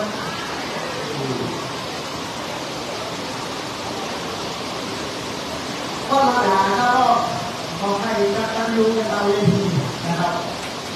ก็มาด่าก็ใครจะได้ครับก็ได้ก็ไก่ก็ถูกครับก็หัวไม้ก็ไก่ก็ถูกครับก็แต่ก็ได้ก็ไก่นะครับถูกก็ข้อที่3ก็ได้ต่อไปข้อที่3นะครับข้อที่3ผู้ปฏิบัติชอบตามพระวินัยแล้วสอนให้ผู้อื่นปฏิบัติตามคือการเลือกขึ้นหมายคำถามขึ้นมานะครับคือใครข้อกอพุทธบริษัทข้อขอพระอรหันต์ข้อคออุบาสกอุบาสิกาข้องอพระสงฆ์โปรดฟังอีกครั้งผู้ปฏิบัติชอบตามพระวินัยแล้วสอนให้ผู้อื่นปฏิบัติตามคือกอไก่พุทธบริษัทขอไข่พระอรหันต์ขอใบอุบาสกอุบาสิกางองูพระสงฆ์30 วินาที2 คะแนนยกมือได้ครับตอนแรกเราสวดไปแล้วนะครับบูชาพระพุทธธรรมแล้วก็บูชาของท่านนะครับรับการต่อปัญหาที่นี้นะครับเขาจะได้เอาลงโทษที่จะนำเลยแต่ละสิ่งนะครับคุณก็ปัญหาที่ได้ต่อปัญหาที่ก็จะสิ่งที่ท้ายนะครับสุดท้ายครับไม่แต่ มูลการศึกษาที่เรียนต้องทำเวลาครับเวลาเฉลยนะครับข้อ3คำถามว่าผู้ปฏิบัติชอบตามพระวินัยแล้วขอให้ผู้อื่นปฏิบัติตามคือข้อไหนนะครับคำตอบที่ถูกต้องนะครับคือข้อกองครับข้อโถครับเพราะฉะนั้นเราสวดข้อตั้งการกับข้อปัญหาข้อสองนะครับข้อตั้งการครับข้อโถนะครับข้อหัวไปหัวก็ไม่ต่อเองก็แต่ตาจะบอกมาทำเลยข้อวายครับเป็นอะไรครับข้อที่ดีครับต่อไปนะครับเป็นปัญหาภาษิตกำเมืองภาษิตกำเมืองคือข้อความนะครับที่เราเขียนเพื่อเตือนหรือแสดงประสงค์แสดงอันนี้นะครับใครตื่นเจ้าตื่นทักตั้งฝ่ายใครตื่นฝ่ายตื่นทักตั้งเจ้าอันนี้คือยุคเฮาสมัยเฮาคนเฮาตื่นเจ้าตื่นทักตั้งฝ่ายทักฝ่ายมันนุ่มมันอ่อนตื่นฝ่ายตื่นทักตั้งเจ้ามีการมาลองแต่เราในสมัยใหม่ผมเปลี่ยนนะเปลี่ยนสุภาษิตนี้ไปว่าใครตื่นเจ้าถึงก้อยตั้งฝ่ายคนตื่นฝ่ายถึงก้อยตั้งเจ้าใครก็ถึงก้อยตั้งฝ่ายมาจางแท้ๆนะครับเพราะฉะนั้นเราก้อยตั้งเจ้าก่อนใช่ไหมครับนะครับเอาละเข้าสู่ปัญหาข้อที่4นะครับคือต่อภาษิตกำเมืองจำหลักต่อตรงนี้นะครับเนื่องจากว่าเขาอยู่ฝนปัญหานี้อยู่ว่าให้ต่อทำสุภาษิตกำเมืองต่อไปนี้ก้อยอยู่ตามน้ำก้อยทำตามตัวแล้วก็ที่ต่อข้อความที่จบก้อยอยู่ตามน้ำก้อยทำตามตัวก้อยอยู่ตามน้ำก้อยทำตามตัวต่อว่าเราเนี่ยจะได้ครับคนที่เรื่องเรื่องของเราเนี่ยเราก็น่าจะผมนะครับเนื่องจากว่าเขาจะได้สอนไว้เขาอาจจะหลงลืมไปใกล้อยู่ตามน้ำใกล้ทำตามตัว30 วินาที2 คะแนนลงมือได้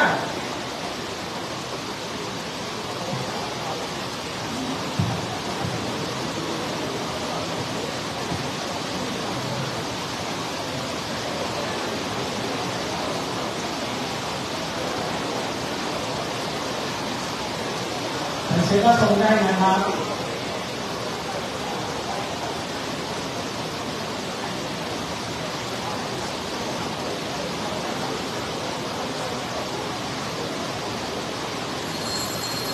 หมดเวลาตรงนี้นะครับก้อยมืออาบน้ำก้อยทำ3 ตัวน้ำเปลี่ยนยันดอกบัวเปลี่ยนอันโอ้ทำให้เฮเลยครับข้อที่4นะครับก้อยอยู่ตามน้ำก้อยทำ3 ตัวน้ำเปลี่ยนใดดอกบัวเปลี่ยนอันนะครับจากเกณฑ์หน้าหนาวเนี่ยหน้าผมครับน้ำก็อะไรออกเป็นร้อยก้านนะครับข้อประกาศนะครับก็ว่าน้ำเย็นในเย็นในดูนะครับตอนนี้เย็นโหดเลยนั่นเลยว่าหัวไฟนะครับก็อยู่ในจันกับดูกันครับก็ได้ก็ไม่ได้ดูนะครับก็ต่อไปก็เดียวก่อนลูกน่าก็คงมาให้เดียวเป็นต่อครับข้อที่5ครับต่อไปเป็นข้อที่5ข้อสุดท้ายนะครับคิดว่าเป็นคำถามง่ายๆกำเมืองนะครับกำเมืองคือภาษาพื้นเมืองนะครับเพื่อนบอกว่าสัญญาหมายถึงอะไรสัญญาหมายถึงอะไรถ้ามันมีคำคู่มันจะคือคำว่าสต๊อกสัญญาภาษาไทยกลางเรียกว่าอะไร ทันนะครับน้องๆนะครับ30 วินาที2 คะแนนลงมือได้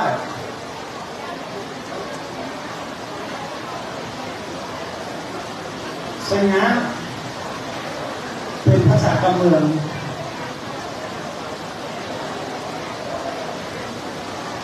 กำเมืองนี่ฝรั่งเขาว่า native language นะครับ native language ถ้าประเดี๋ยวก่อนบ้านเฮาเป็นเมืองนะครับประเดี๋ยวเพี้ยที่จะผมรู้จักแค่ไหนถ้ากับดูนี่รู้จักอยู่ตู้เมืองนี่ผมไม่ได้ใช้ครับประเดี๋ยวนี้บ้านเฮาไม่เข้าประจานแล้วจะซื้อเอาแบบที่แบบหัวเวลานะครับเวลาส่งได้ครับคำตอบคำเมืองนะครับคำว่าสัญญาณนะครับถ้าเป็นตามภาษาการเพราะว่าลื่นกระชากลื่นจะได้กระชากก็ได้เนาะครับลื่นกระชาก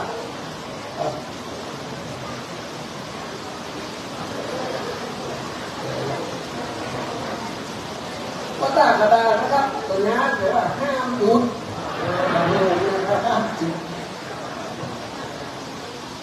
วัดลังกาเทียบมันเทียบเลยมันจักเทียบหน่อยมันไม่ได้จับตัวครับวัดหัวปลายนะเข็มขัด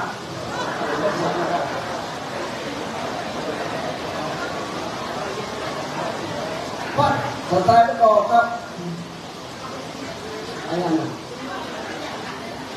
ห้ามหยุดนี่ครับเปิดสัญญาณคือก่อนค่ะก็ก่อสร้างผลคะแนนนะครับผมใช้ตรงเลย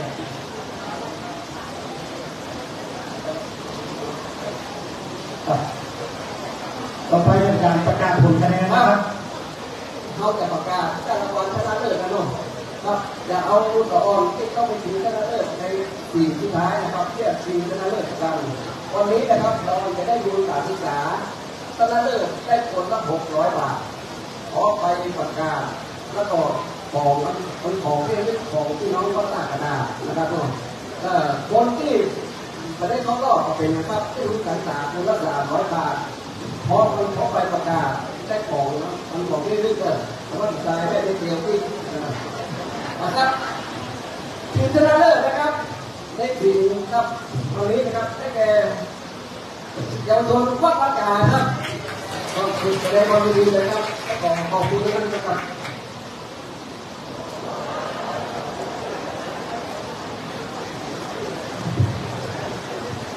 ขอแนะนำตัวเยาวชนวัดประกาศที่ยังชนะเลิศนะครับครับขออนุญาตแนะนำผู้ชนะเลิศวันนี้นะครับนายจากวัดลังกาครับนายอภินันท์ลุงแม่นะครับกองหน้าเทพบุรีวิทยาลัยนะครับได้ในชายธีรเดชพงใหม่ป .6 โรงเรียนวัดพยามครับ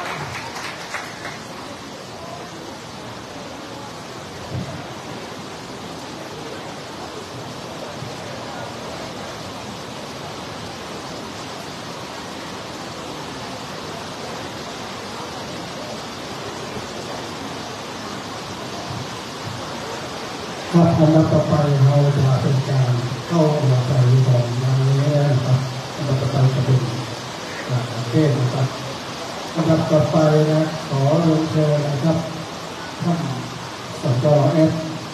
สจ.บุญเรืองนะครับสมบูรณ์บุญเรืองแล้วก็เป็นเรื่องของเราจุดเทียนสองครับขอรับพระนามองค์พระท่านพระเจ้าครับซึ่งทำให้ครับโคศก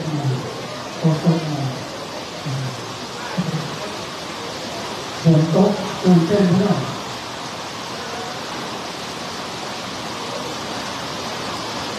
ครับแต่ก่อนจะมองว่าสถานเรียนพระแม่ทองคำนะครับจะได้เป็นท่านพระครูนะครับ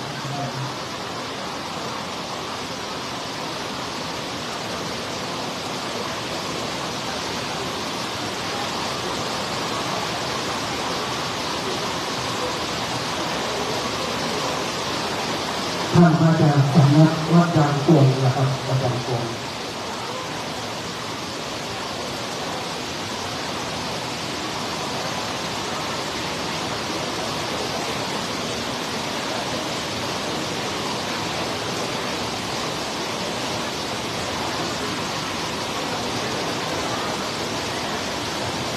ก็น่าจะเป็นว่าท่านจะภูมิศรีธรรมเทศมาเกินนะครับท่าน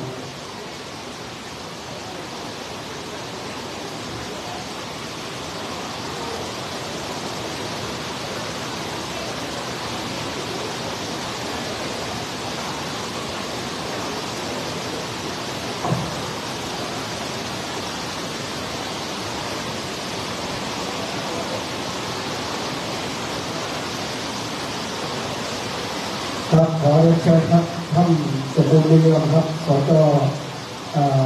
เขตหนึ่งของเรานะครับเทียมพูดดูเทียมพูดทำครับ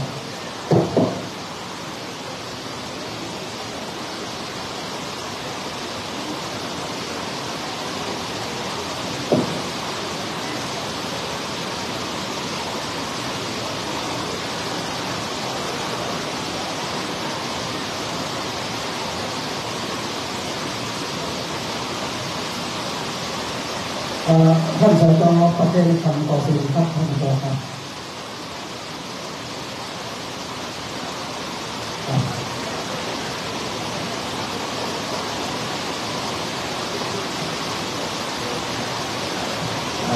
ต่อไปเรียนเชิญทุกท่านทุกคนกับคำว่าละธรรมะสีสมาทานสีเพราะนะครับ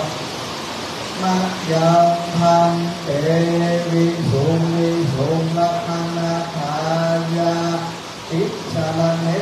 นะสังหะปัญจศีลานิยาจามาตุติยังปินะยังพันเตวิสุงวิสุงลักขณาทายาติสรเนนะสังหะปัญจศีลานิยาจามาตักขิยัมปิมะยังมันเตวิสุงวิสุงลักขณาทา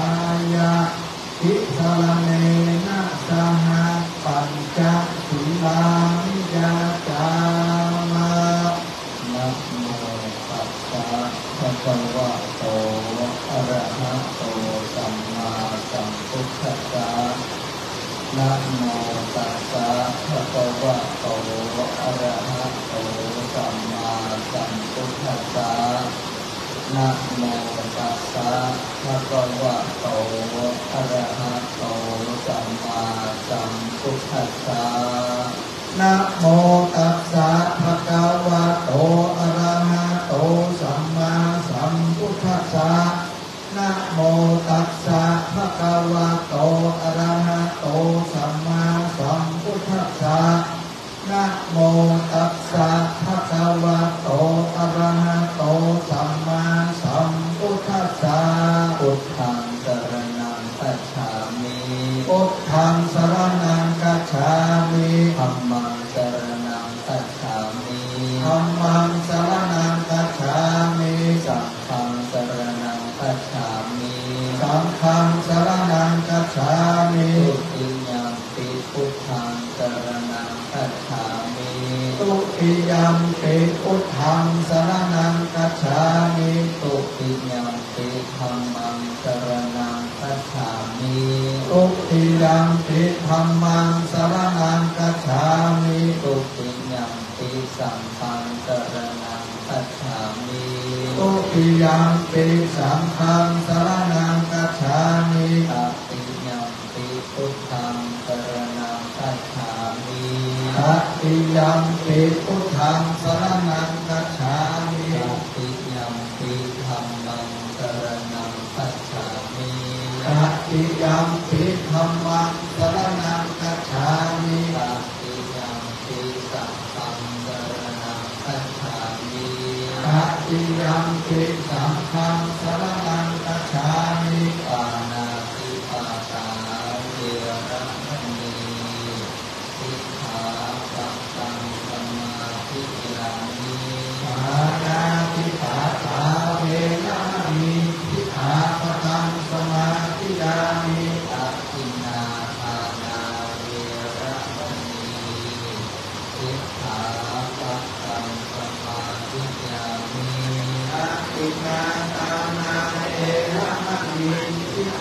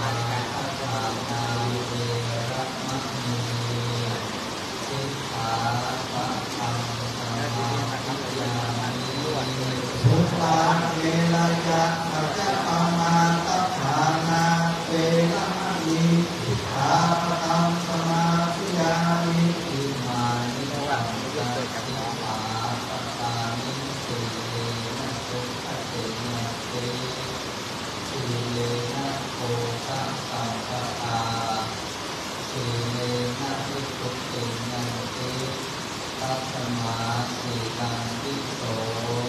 ภะเว สาธุสาธุสาธุธรรมาจโลกาธิปติสหัมปติกัญจเลอันทิวะนังอาจาจาตังสังทิรัสสะปะจัตตะกายิกาเตเตอุธรรมังอนุกรรมทิมังปัจจัง ศีลธรรมนำสุขทุกสมัยเราเป็นไปเพราะมีธรรมประจำชาติหากไร้ศีลสิ้นธรรมต่ำลงหน้าประเทศชาติจะอยู่รอดได้อย่างไร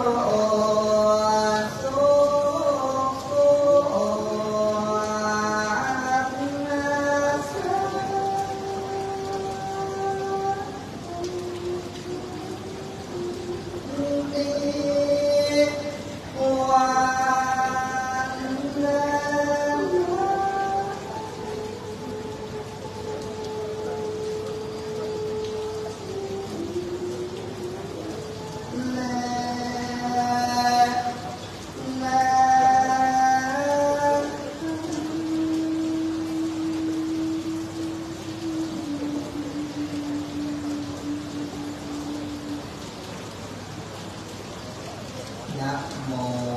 ตัสสะภะคะวะโตอะระหะโตสัมมาสัมพุทธัสสะนะโมตัสสะภะคะวะโตอะระหะโตสัมมาสัมพุทธัสสะ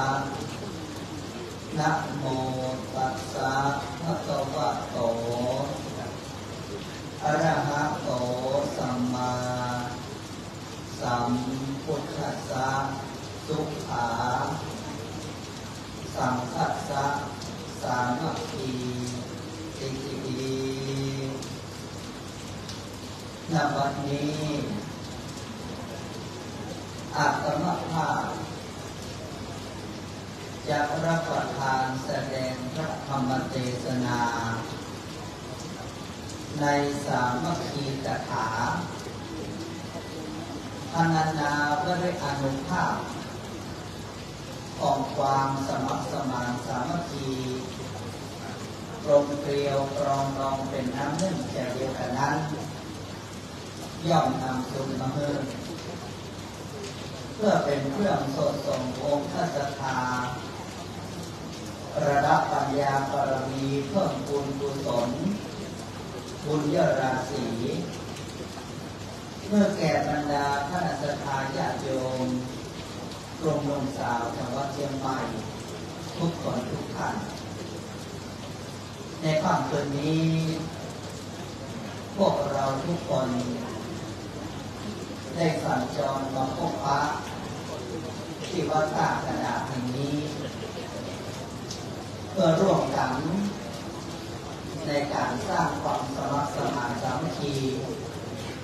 สร้างบุญสร้างกุศลที่เกิดขึ้นเป็นพลังบุญอันยิ่งใหญ่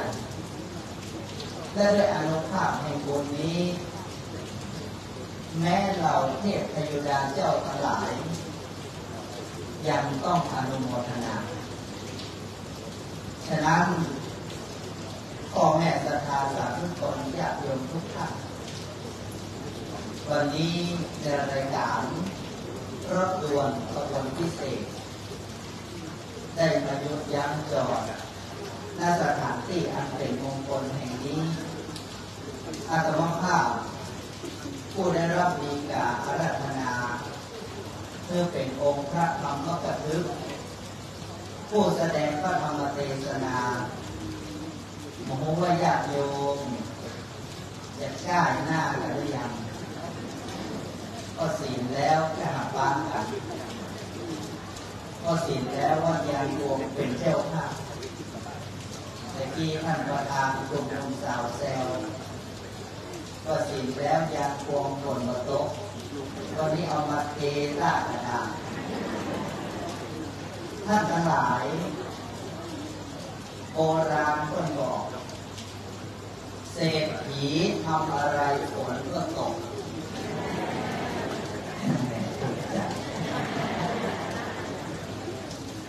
ยาจกทำอะไรฝนก็แรงสรุปวันนี้เขาจะเป็นเศรษฐีก็เป็นยาจกเป็นเศรษฐีถูกแล้วและท่านทั้งหลายบอกนะเทวดาวัฏฏากระดาษก่อนจันดีพอความเทศความธรรมก็ฝนเอื้อนหายไปหลาย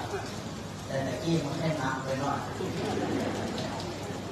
แต่ตะกี้หลวงพ่อเพิ่นก็อู้กันทางในก็ฝนที่ฝนลวกแต่ถ้ามันเพลงมาตั้งแต่แรกเนี่ยคนปิดบ้านหมดอันนี้ต้อนคนมันล่างเรียบร้อยแล้วก็ตกกันคนรับปิดแต่ตอนว่ายากวงก็ได้รับปิดกันเนาะวันนี้ได้รับเกียรติอย่างยิ่งจากคณะสงฆ์ตลอดจนถึงเจ้าคณะพระสังฆาธิการผู้ปกครองได้เมตตาขับเคลื่อนงานสำคัญนี้มาหยุดยั้งจอดณสถานที่แห่งนี้หมู่เอาท่านทั้งหลายของมีผู้เจ้าสังฆะพระสงฆ์ในเป็นหลักชัยนี่ในส่วนของบรรพชิต และในส่วนของพระฤหัสระหว่างนั้นก็ได้รับเกียรติจากท่านนายอำเภอท่านนายกท่านสจท่านกำนันตลอดจนถึงคณะกรรมการทุกคนทุกท่านถวายกำลังใจต่อหลวงพ่อเจ้าวาดท่ากระดาษแล้วก็มอบกำลังใจนี้แก่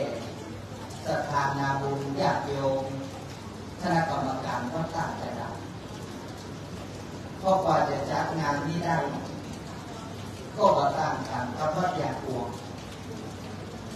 เกิดมาหลายมื้อหลายยาม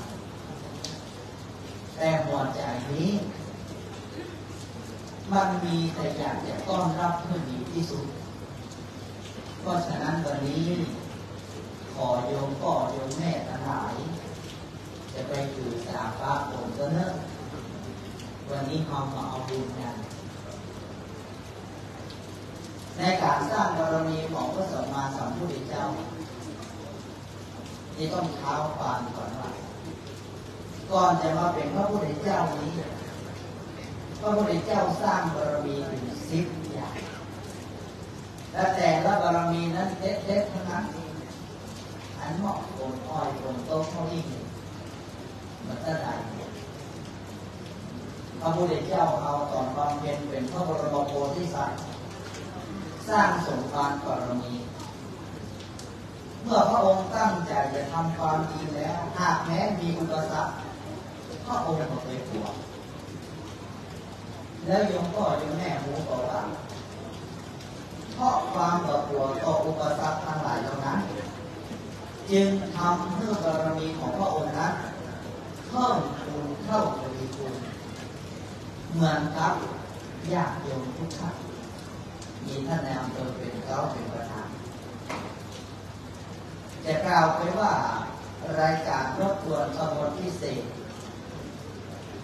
กิจกรรมการเทศนาธรรมในช่วงฤดูเข้าพรรษานี้อาตมาภาพคงจะเป็นพระหนุ่มที่สุดที่จริงก็หนุ่มปีกี่คู่ปีที่บอกว่าหนุ่มที่สุดก็เพราะว่าองค์เทพรูปอื่นๆก็ล้วนเป็นพระมหาเถระเป็นเถระเป็นหมดแล้วเหลืออันนี้ยังเป็นเถเล็กอยู่เถระออกไปเถอะปีนี้อาตมาภาพนั้นบอกกันเนาะวันนี้เลขจะมาออกเนี่ยต่ำก็กำลังอายุได้28เนาะกำลังหนุ่มกำลังแน่นที่กล่าวอย่างนี้ต่อหน้าท่านในอำเภอตลอดถึงคณะญาติโยมก็เพราะว่าปีนี้อาตมาภาพอายุ28 ปีและตลอดระยะเวลาตั้งแต่เป็นเณรได้รับเกียรติอย่างยิ่งได้รับโอกาสได้รับความเมตตาจากผู้ใหญ่เมื่อขึ้นมาเป็นองค์เทพฉะนั้นจึงกล่าวว่าอาตมาภาพกับกลุ่มนมสาวจากวัดเจียงใหม่นี้จะแจ้งรู้จักกันวันนี้วันสิ่งที่อาตมาภาพกล่าวว่าเป็นยุวชนรุ่นปัจจุบันที่ได้หาญาติโยมทำเนี่ยมันปลื้มใจที่อยากจะถามโยมพ่อโยมแม่ว่าเขายังจะสู้อยู่ไหมก่อนปีนี้55 ปีโยมพ่อโยมแม่ยังจะสู้อยู่ไหมก่อนนี่ถามคนละคนถามเข้าใจก็ถามไม่ยิงถ้าถามเข้าใจไม่ยิงจะไปฟังต่อดูว่าเสียงใครจะดังจะดังกลุ่มนุ่มสาวจากวัดเจียงใหม่ฝ่ายเข้าใจเตรียมตัวเนี่ยโยมพ่อยังจะสู้อยู่ไหมก่อนโอ้ยังตายอยู่เลยโยมพ่อยังจะสู้อยู่ไหมก่อนสู้ โยมแม่ยังจะสู้อยู่แม่ก็ได้กินแล้วแต่ออกไปว่าอันผมได้ตอนวันนี้ผมว่าจ้ากระดาษจะมันยังพวงก่อนได้อยู่ดีกินดีกว่าย้อนไม่ยิงกันแล้วมาใส่ขันเข้าขันป่าตอนวันนี้นะอย่างวันนี้ก่อนจะออกวัดมาที่วัดผมมีกิจกรรมทุกวันพระในการเวียนเทียนนำเวียนเทียนอย่างเรียบร้อยก็รีบออกมาตรงนี้ก็ไม่ยิงนะเด็กบ้านไม่ยิงมาใส่กันเข้ากันดอกส่วนปัจจัยนะผมเชื่อว่าเพิ่นลาสาแต่ว่ามีการมีงานต้องทำส่งเสริมไว้ในภายหลังที่อาตมาภาพกล่าวถามญาติโยมท่านทั้งหลายอย่างนี้เพราะเสียงในใจของญาติโยมส่วนเรื่องมันสะท้อนมาตรงใจเหมือนกันเสียงที่สะท้อนมาตรงใจนี้มันบอกว่าเข้ามานี่อย่างนั้นเข้ามาเนี่ยอย่างนั้นเสียงนี้เป็นเสียงที่น่าคิดทุกศีลใครอาจจะได้มาถามญาติโยมอย่างนี้แต่สิ่งนี้รายการวันนี้อาตมาภาพขอเป็นผู้แทนที่จะถามหัวใจของโยมพ่อโยมแม่กลุ่มโรงสาวจังหวัดเชียงใหม่ทุกท่านว่าเรายังจะสู้ไปด้วยกันในโลกบารมีของพระมหาเถระครูบาอาจารย์หลวงปู่นี่สมัยหลวงปู่ทำงานก็ยังเป็นหลวงปี่อยู่เรียนหลวงปู่ประมาณทุกปีปีนี้55 ปีอาตมาภาพไม่บอกเกิดแต่ก็มาหันมโนปณิธานทางยิ่งของหลวงพ่อเจ้าคุณพระศรีธรรมนิเทศเรียนแจ้งแก่ญาติโยมท่านทั้งหลายท่านในอำเภอท่านสจ.ท่านนายกท่านกำนันว่ามันมองมีไหนเลยนะพ่อนะที่มีอยู่ประเดี๋ยวนี้ก็สระปีนอกนั้นก็มีหมู่เอาเนี่ยแต่นอกนั้นมันมีแล้วในประเทศไทยนี่มันมีที่ไหนเหมือนอย่างกลุ่มนมสาวจังหวัดเชียงใหม่แล้วเพราะฉะนั้นอาตมาภาพในนามยุวชนยุคปัจจุบันอยากจะแจ้งแก่ญาติโยมท่านทั้งหลายว่าตราบใดที่อาตมาภาพยังจะมีลมหายใจนี้อยู่จะรักษากลุ่มนมสาวจังหวัดเชียงใหม่ของเอาไว้แล้วก็จะช่วยอย่างเต็มที่ปีนี้เขาดูงานก่อนปีหน้าเอาให้ยิ่งใหญ่กว่านี้ฝากท่านนายอำเภอท่านนายกท่านสจ.งบประมาณมีที่ไหนก็ได้ขอไปฟูดเอามาทั้งหมดขอเอามาช่วยกลุ่มนมสาวเพราะกิจกรรมแบบนี้มันถ้ามันหมดแล้วนะถ่ายกองกับยกขึ้นมาได้แล้วเพราะฉะนั้นอาตมาภาพพร้อมทั้งพระสงฆ์สามเณรทุกรูปในมณฑลพิธีแห่งนี้อาตมาภาพอยากจะอู้เป็นตัวแทนว่าจะไปยอมให้มันหมดไปในยุคของเราเราจะต้องช่วยกันกอบกู้และขอรักษากันไว้อย่างนี้อาตมาภาพจึงยกเอาพุทธพจน์ว่าสุขาสังฆสะสามัคคีแปลความว่าความสมัครสมานสามัคคีปรองดองเป็นน้ำหนึ่งใจเดียวกันนั้นย่อมนำสุขมาให้และความสุขเป็นอย่างยิ่ง เขาต่างทั้งหลายได้มารวมเนื้อรวมตัวได้ปะได้หันกันแต่ละตีแต่ละตาแต่ละบ้านแต่ละจองได้ยินเสียงหัวเราะได้ยินละอ่อนได้หันละอ่อนยุคปัจจุบันแต่ที่ตัวเมืองยังได้กันละต่อซับก็ได้กันแล้วเนี่ยเราจะต้องถ่ายทอดพระอาจารย์ว่าภาพผ่านเนี่ยที่มันก็ประทับอยู่ในใจครับกลุ่มลงสาวจังหวัดเชียงใหม่ด้วยการทำของหลวงปู่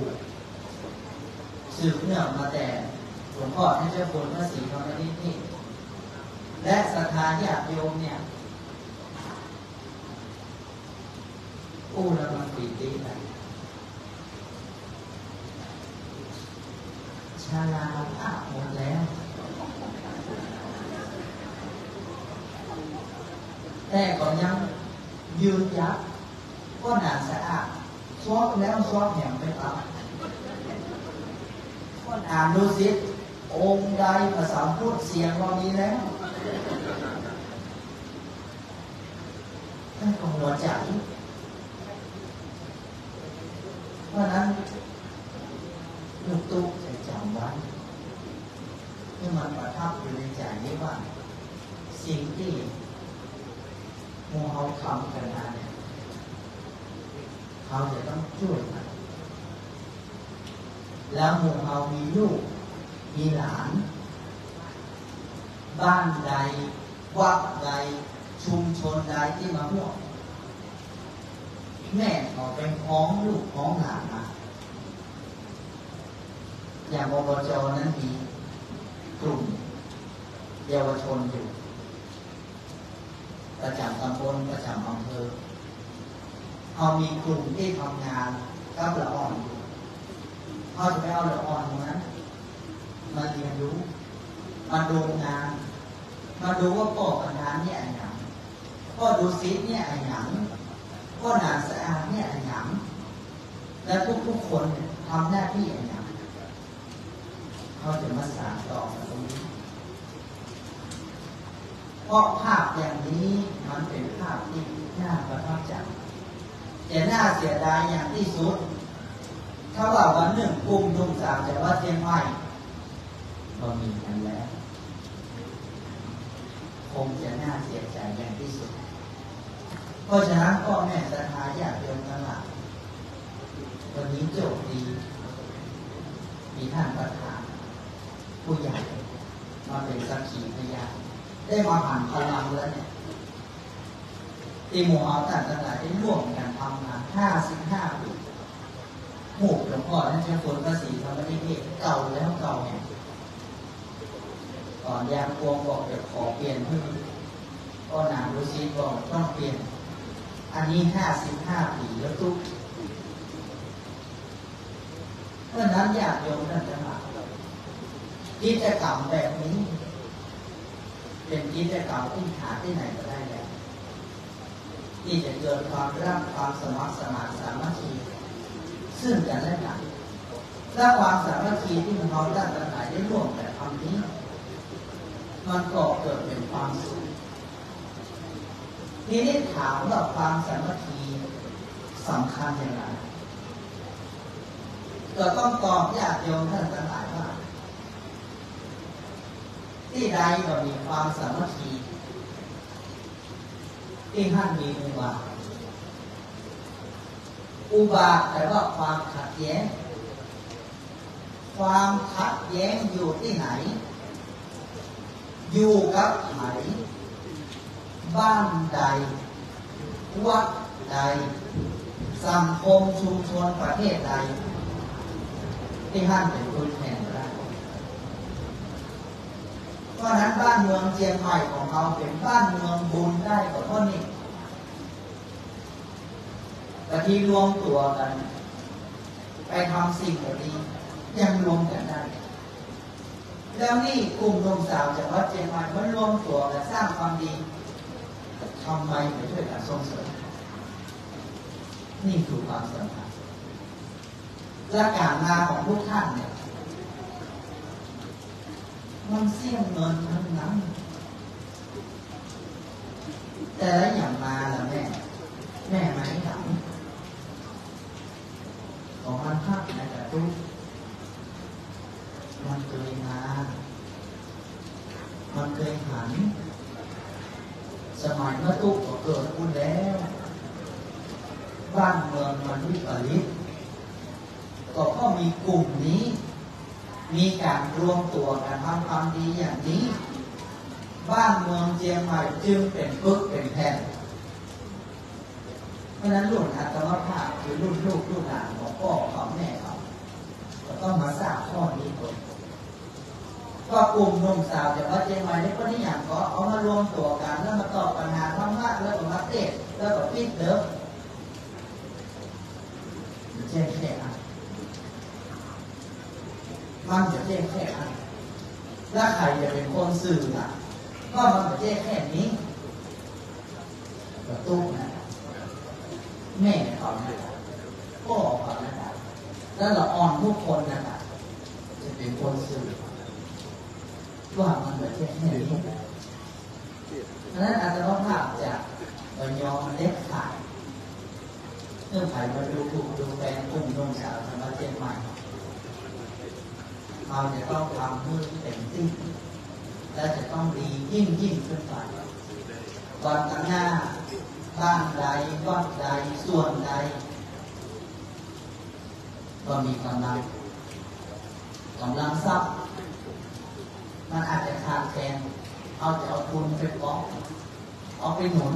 เอาไปนำเอาไปช่วยอย่างล่าสุดที่ผ่านมาเอาประชุมกันว่าวัดใดจะจัดเป็นเจ้าภาพของสิ่งที่หันแล้วก็สิ่งที่ได้ยินคือมันไปต่อก็ได้แล้วปีนี้บ้านนี้วัดนี้ขอย้ำก่อนโอ้เอาว่าคนไม่ได้แต่ลูกตู้อยู่ในเหตุการณ์ลูกตู้หันว่าอย่างมันเกิดขึ้นเพราะฉะนั้นคนนี้เขาจะมาช่วยกันก็เขาจะแย่งใจเมื่อคนที่เป็นเจ้าภาพก็มีกำลังใจที่อยากจะเป็นเจ้าภาพคนที่ไปก็ตั้งใจที่จะไปก็ไปรวมกันอย่างนี้ไปสร้างความดีกันอย่างนี้อย่างน้อยๆอาตมาภาพขอพูดว่าคนที่ยังอยู่เนี่ยผู้กำซื่อก็คือตายตามเราแต่ถ้ามันจะหายไปเลยอย่างนี้นะก็ได้แน่จะรู้สึกผิดต่อผู้ก่อตั้งเพราะฉะนั้นอยากยอมสาธุชนทั้งหลายอาตมาภาพจึงขอใช้เวทีนี้กราบย้อนไปถามใจของพวกเขาว่าพวกเรายังจะสู้ต่อไปจะช่วยกันดูจะช่วยกันแลจะช่วยกันส่งเสริมโครงการดีๆแบบนี้เพราะโครงการดีๆแบบนี้ทำให้ชีวิตของเราชุมชนของเราลูกหลานของเรามีความสุขแล้วก็เชื่อได้เลยว่ากลุ่มหนุ่มสาวจากวัดเชียงใหม่นี่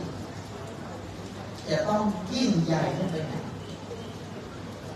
แต่ก็จะบูรณาการร่วมกับสังคมในปัจจุบันเพื่อให้สังคมประเทศชาติของเรานั้นเป็นปึ๊กเป็นแท่งมีความสมัครสมานสามัคคีตรงเกี่ยวเป็นน้ำหนึ่งใจเดียวกันอาตมาภาพคิดว่าความสามัคคีนั้นมันไม่ใช่จะเกิดขึ้นมันไม่ง่ายปากก็หาว่าได้สามัคคีแต่ถ้าใจว่าสามัคคีแม่ก็ไม่มีทางมาแม่เนาะมึงไปก็ไว้อย่างเก่านะเพราะวันนี้ตากระดาษเพราะเจ้าคนจะตกถ้าภาษาสามัคคีแล้วไปก็ได้ ท่านในอำเภออันนี้มันเป็นที่เกณฑ์กันมานะท่านนี่มาด้วยหัวใจแต่คือตั้งใจจะมาและนี่คืออนุภาพของความสามัคคีและสามัคคีตรงนี้จะช่วยอย่างไรช่วยได้อย่างนัก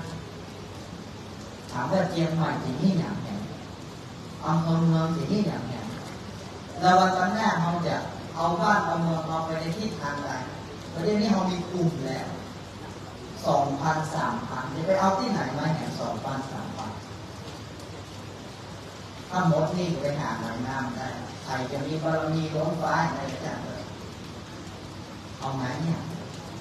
เพราะฉะนั้นวันนี้ที่มีอยู่ก็ขอเพิ่มส่งเสริมทำคุณค่าที่กล่าวไว้อย่างนี้กล่าวไว้เป็นพลังและกำลังใจคือกับกรรมการทุกท่านแล้วกล่าวไปถึงผู้เป็นเจ้าภาพคือว่าตากระดาษวันนี้คิดว่าหลวงพ่อเจ้าวาดก็คงใจสั่นเนาะเพราะวันนี้ฟ้าฝนก็ไม่ได้อำนวยเลยแต่ก็ขอแจ้งแก่หลวงพ่อทั้งทราบเมื่อหลวงพ่อต้องหวังพ่อหมู่เฮาตั้งกันหลายมาในวันนี้มาด้วยหัวใจมาเพื่อจะสร้างสิ่งที่ยิ่งใหญ่ให้ลูกหลานทั้งหลายได้เห็น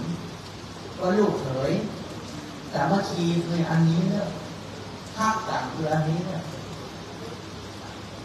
อาตมาภาพขออู้แล้วก็ยอมรับตรงนี้เลยว่ารุ่นอาตมาภาพแยกได้อยู่พ่อเขาแยกได้อย่างไรพ่อแยกได้อย่างไรแม่แยกได้อย่างไรอย่างนี้เนี่ย55 ปีเนี่ยมันมาได้อย่างไรก่อนถามเขาว่ามาหลายครั้งหลายคนที่มันจะล่มกันมาเป็นปีมันติดมาได้อย่างไรแล้วพลังใจแบบเนี้ยมันมีในวัยละอ่อนของอันนี้คือที่ละอ่อนจะต้องเรียนรู้เพราะพ่อเขาแม่เขาหัวใจที่สร้างมาด้วยหนังมันถึงทำอย่างนี้ได้แต่รุ่นลูกเขาเนี่ยจะมีหัวใจได้เต้าอิ่งเกินเนื่องก่อกับมีก่อตรงนี้สำคัญเพราะฉะนั้นอยากโยงจากที่ตรงกันหลังหมู่เฮาทุกคนทุกท่านมาร่วมกันในวันนี้ขอจะเป็นเพื่อมาเสียเวลานึกเสียว่ามาในทุกครั้งมาในทุกสิ่งและทุกปีที่เก็บแต้มบุญมาเอามาสร้างของดีไว้กับลูกหลานสืบต่อไปในภายภาคหน้าเมืองเชียงใหม่ก็จะได้รุ่งได้เรืองวันที่ได้ข่าวดีๆที่ด้านหลังได้นำพาเยาวชนลูกหลานได้ของดังบทกลอนนั่นกล่าวว่าสามัคคีรักกันฉันพี่น้องเรื่องมัวหมองข้องใจไม่ถือสาให้อภัยยกโทษให้โกรธามีเมตตารักกันไม่ฟั่นเฟือนลิ้นกับฟังอยู่ด้วยกันมันกระทบบางครั้งปกห่อเลือดมันเฉื่อยเฉือนเพื่อนร่วมชาติเหมือนญาติอยู่ในเรือนเปรียบดังเพื่อนร่วมตายจะหน่ายกันแม้ผิดบ้างครั้งหน่อยอย่าคอยซ้ำให้ระกำช้ำจิตที่เสียหันควรผ่อนสั้นผ่อนยาวเข้าหากันนิรันฉันน้องพี่นี้ดีสุขาสังคสะสามัคคีความสามัคคีนำมาซึ่งความสุขรัตนตยานุภาเวนะรัตนตยะเตชะสาทุกขโรคาพยาเวลาโตกาสันตุสุปทวาเพื่ออำนาจคุณแห่งพระศรีรัตนตรัยเทพินปินตรงยงยักษ์พุทธนาน้ำนาคาปรมัยไอสวนเทพเจ้าเราเทวาทั้งหลายผู้มีฤทธิ์อันสถิตมาปกปักรักษาเมืองเชียงใหม่แห่งนี้ ไปรอดไปเติมเติมแก่ที่พยะดวงวิญญาณของหลวงพ่อท่านเจ้าคุณแม้จะล่วงรู้ด้วยยามที่กี่อันใดขอได้มาปกมาห่มมารักษาคอยดูแลโยมพ่อโยมแม่โยมพี่โยมน้องลุงน้องสาวจังหวัดเชียงใหม่ทุกคนทุกท่านหมู่เฮาตั้งทั้งหลายตั้งเอาสัจจะคือ55 ปีวันนี้มีฉันทะมีสามัคคีมีความรักซึ่งกันและกันด้วยการเอาใจใส่งานพระศาสนาขับเคลื่อนรายการรถยนต์วันพิเศษวันนี้และด้วยสัจจะอำนาจแห่งความจริงอันเกิดจากความสมัครสมานสามัคคีนี้พอจึงเป็นเพราะว่าปัจจัยอานิสงส์นำส่งให้โยมพ่อโยมแม่ศรัทธาญาติโยมนาบุญทุกคนทุกท่านแม้จะปรารถนาสิ่งใดแต่นี้ไปจงทันสำเร็จจงทันสำเร็จผลดังมโนปรารถนาทุกสิ่งทุกประการอาตมาภาพแสดงพระธรรมเทศนามาในสามัคคีคาถาก็หันว่าสมควรแล้วแก่กาลเวลาจึงขอสมมติยุติลงคงไว้แต่เพียงเท่าที่เอวังก็มีด้วยประกาศอันนี้สาธุสาธุสาธุ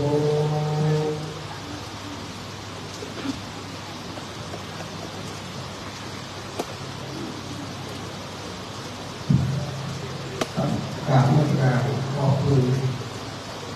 ท่านพระครูประธีรวัฒน์ญาณสิทธิวารีนะครับเจ้าวาดพระจักรพวงนะครับแล้วก็ได้ยินนะครับสามเณรนะครับธรรมะทองนะครับสามเณรธรรมะทองของเชียงใหม่องค์แรกๆนะครับเนาะครับต่อไปจะเป็นการถวายการเทศนะครับครับอันดับแรกนะครับขอกราบเชิญครับท่านนายกเทศมนตรีสมุทรปราการครับท่านสุนันทาแสงคุณถวายพระพุทธนะครับ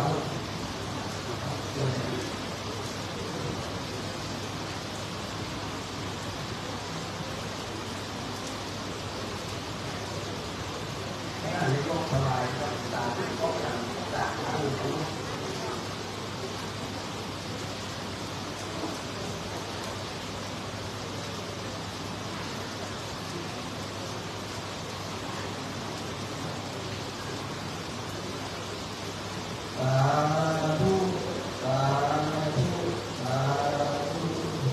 ครับขอบคุณครับท่านนายกเทศมนตรีของข้างหน้าครับท่านสุนันทาแสงคุณนะครับต่อไปถวายการเทศนะครับขอได้รับเกียรติจากท่านกำนันกำพลตรงคำครับกำนันตำบลบ้านหงส์ครับถวายการเทศครับเป็นครับ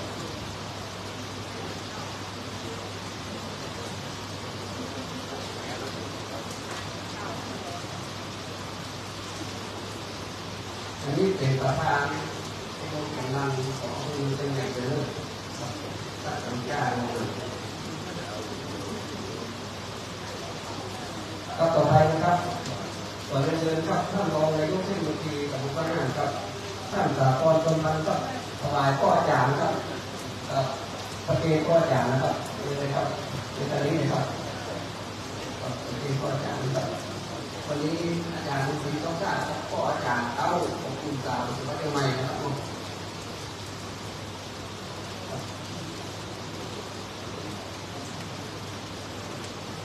ครับขอบคุณครับท่านรองนายกนะครับขอบคุณครับต่อไปท่านพรนะครับ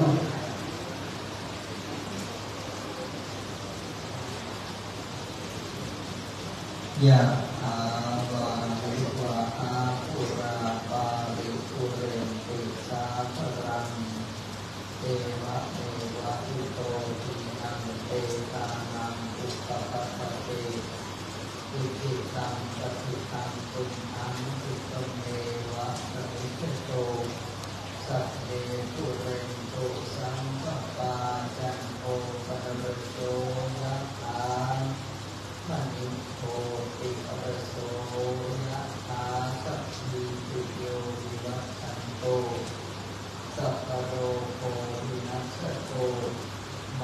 ภวันตวันตรายโยสุขีสุอายุโกภวะอภิวาทนาสีลิสานิยังบุทธาปัจจายิโนยัตตาโรธรรมาวัฏันติอายุวันโนสุขังภะลังสาธุสาธุสาธุกับพ่อแม่พี่น้องนะครับที่มาฟังเทศแล้วฟังลูกเลยมาถึงแล้วที่ถูกเจ้าคุณตายกันเนาะโดนว่าข้าวเราจะออกนะครับเนาะครับสีหน้านะครับจะตรงกับวันจันทร์ที่12 สิงหาคมนะครับเขาจะไปธรรมสัญจรที่วัดศรีดวงเงินตำบลท่าปลาตำบลเชียงใหม่วันนั้นจะตรงกับวันแม่พอเรียนเจอคุณต่างๆครับเตรียมพาขึ้นไปเรื่อยวันนั้นเขาจะมีการถวายพระพรนะครับตรงนี้พระนามเจ้าสิริกิติ์พระบรมราชินีนาถนะครับพระบรมราชพระราชวนีพันปีหกไปเรื่อยครับเรียนนะครับพุ่งดอกนะครับตั้งใจเอาแน่กันนะครับผมเจอเลยครับผู้อุ่นนะครับต่อไปจะเป็นการมอบครับรางวัลสำหรับเยาวชนก่อนทหารนะครับขอได้รับเกียรติจากแม่ครูโสพลสังฆราชนะครับครับเป็นอดีตประธานครับผู้เสียชาวบ้านเกิดมาทำไมเดี๋ยวได้ครับร้อยเดียวครับ93อยู่เลยครับรถเดียวได้อยู่นะครับไม่ยินดีครับเดี๋ยวที่เดียวของนะครับ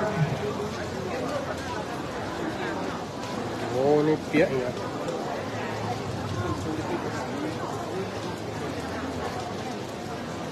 ครับขอเชิญกลุ่มต่างๆนะครับที่ชนะเลิศครับกลุ่มเจ้าสนพระอากาศครับเชิญเลยครับขอที่ลึกจากเล่นดูสองคนธรรมราชนะครับครับจะได้ครับเงินทุนการศึกษาคนละ600 บาทครับไปเป็นที่พักครับจากต่างหน่วยงานครับและก็ของที่ลึกจากประธานก็ตากระดาษครับต่อไปก็สัปดาห์ทุกกอกครับครับเยาวชนสัปดาห์ทุกกอกลูกมาเลย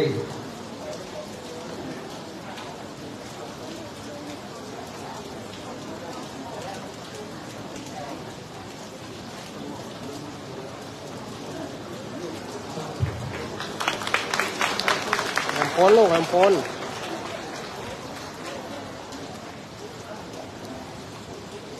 ครับต่อไปก็ตากระดาษครับภาพของที่นึกจากแม่ครูสองคนสังฆราชนะครับครับขอยุติหนึ่งอันนี้แม่ครูนี่ของหลักครับก็ที่ด่านไปไหนมาได้ครับก็คุยไปนะครับดังแต่ละดังแบบนี้เพราะว่าอย่างขอโทรหาอย่างไรก็ได้ครับต่อไปคือยุติหัวปลายครับเดินเลยครับครับหัวปลายเดินเลยครับประกาศเตรียมฟิตเลยไปตอบอย่างสุดท้ายนะครับน้อง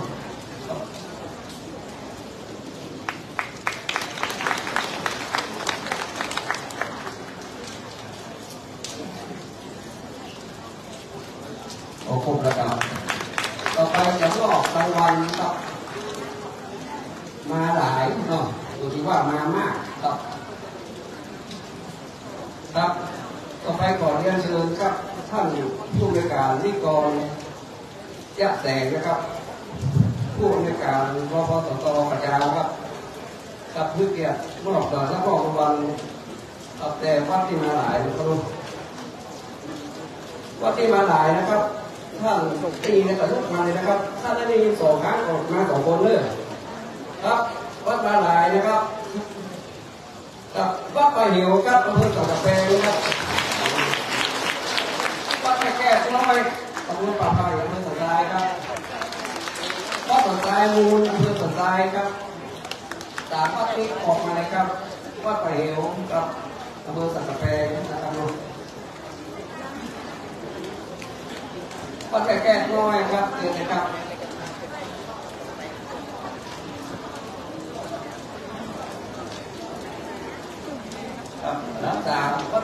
คุณนะครับมาหลายวันนี้นะครับได้ดูในเบอร์สุดท้ายนะครับ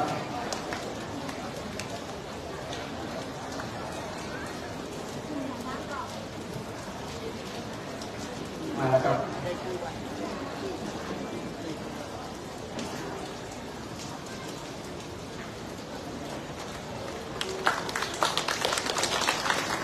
ครับต่อไปเป็นรางวัลมาเป็นระเบียบเรียบร้อยครับเข้าแถวเป็นระเบียบเรียบร้อยครับบัตรแตกแถวที่เรียกว่านะ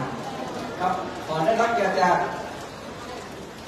ขอบคุณครับท่านผู้บริการวิกรครับแสงครับต่อไปก็ได้รับเกียรติจากท่านสท.พันโทอินทร์แก้วนะครับประธานสภาของเทศบาลหลวงพ่อห้านะครับมอบรางวัลมาเป็นระเบียบนะครับครับมาเป็นระเบียบนะครับในเรื่องวัดป่าเหี่ยวเพื่อตัดแปลงครับมาหลายกองมาเป็นระเบียบแถมนะครับวันที่2วัดแม่แก้ด้วยครับเนาะเพื่อตัดทรายนะครับวันที่2วัดแม่แก้นะครับแล้ววันที่3นะครับวัดเมืองรังนะครับวันที่2กันเนาะวัดแม่แก้นะครับครับที่กองแชร์ไปนะครับสิ้นปีนี้จะมีรางวัลด้วยนะครับนี่พี่น้องวัดแม่แก้นะครับเนาะต่อไปครับแล้ววันที่3ครับวัดเมืองรังจะเป็นปัตตานครับ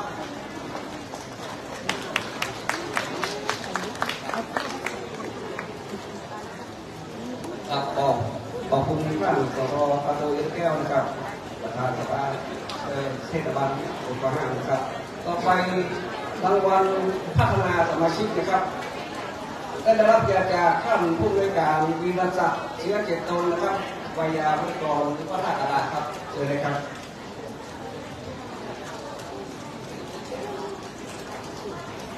พัฒนาสมาชิกนะครับรับเรื่องครับวัดศรีวงเงินตำบลท่าสาราครับวันที่2วัดหนองเตาคำตำบลปะไผ่อำเภอสุดท้ายครับแล้วที่3วัดกูคำตำบลวัดเกศครับวัดศรีวงเงินก่อนนะครับเด็กครับวัดศรีวงเงินครับมาอย่างครับตกกระแทนนะครับหลวงวัดศรีวงเงินครับวัดศรีวงเงินเจอนะครับรับ2วัดหนองเตาคำครับตกกระแทนนะครับรับ3วัดกูคำเนาะออกมาพร้อมกันที่3ก็ได้ครับรางวัลหมดแล้วกันเนาะครับอันนั้นเรานี่คือทำมาก่อนนะครับกลับมาเลยครับวัดศรีวงเงินมาเลยครับครับมาโดยท่านประธานของวัดศรีวงเงินนะครับทางสารวัตรศรีวงเงินครับ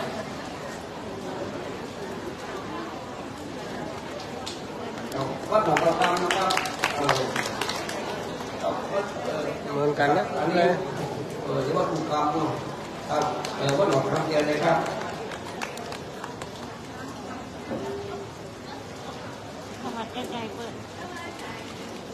ครับขอบคุณท่านผู้บริการวีรศักดิ์เชื้อเจตตนนะครับวิทยาวิทยากรของวัดท่ากระดาษนะครับต่อไปมาไก่นะครับขอได้รับเกียรติจากคุณพัชรีอย่างไรนะครับกรรมการผู้สารเจ้าใหม่นะครับมาไก่ที่สุดนะครับวัดบ้านแปะตำบลบ้านแปะอำเภอจอกกองนะครับมาไก่100 กิโลครับเชื่อจากนี้ให้ที่บ้านมาเที่ยวดูว่าอย่างน้อยขอเชิญที่น้องบ้านแปะครับโอ้วันนี้ท่านประธานมาเองเลยครับประธานสาววัดบ้านแปะนะครับจะไปลากกันเลยวัดบ้านแปะนะครับ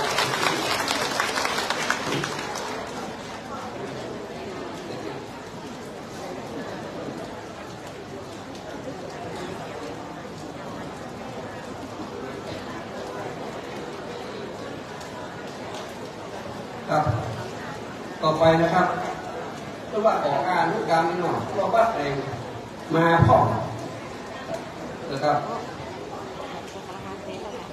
ขอบคุณคุณพัชรีนะครับที่มาไก่ในรางวัลเดียวเลยครับวันนี้ครับผู้มาร่วมครับที่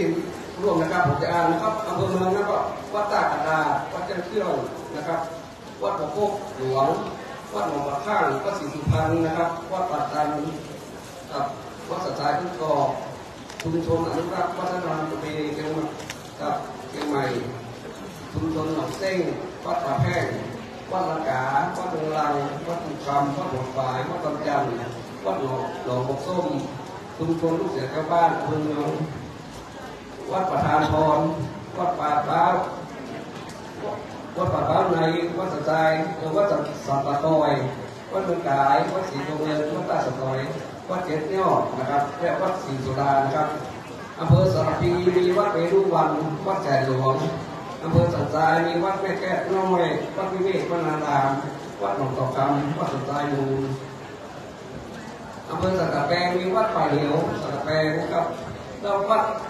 สันป่าแดงนะครับอำเภอแม่ลีมีวัดหลวงพระนารามอำเภอนาสเกตมีวัดพระบาทปากแฟนอำเภอหางดงมีวัดอารามยาวาครับต่ออำเภอจับตองมีวัดแปะนะครับการเทศวันนี้นะครับได้อยู่10,000กับ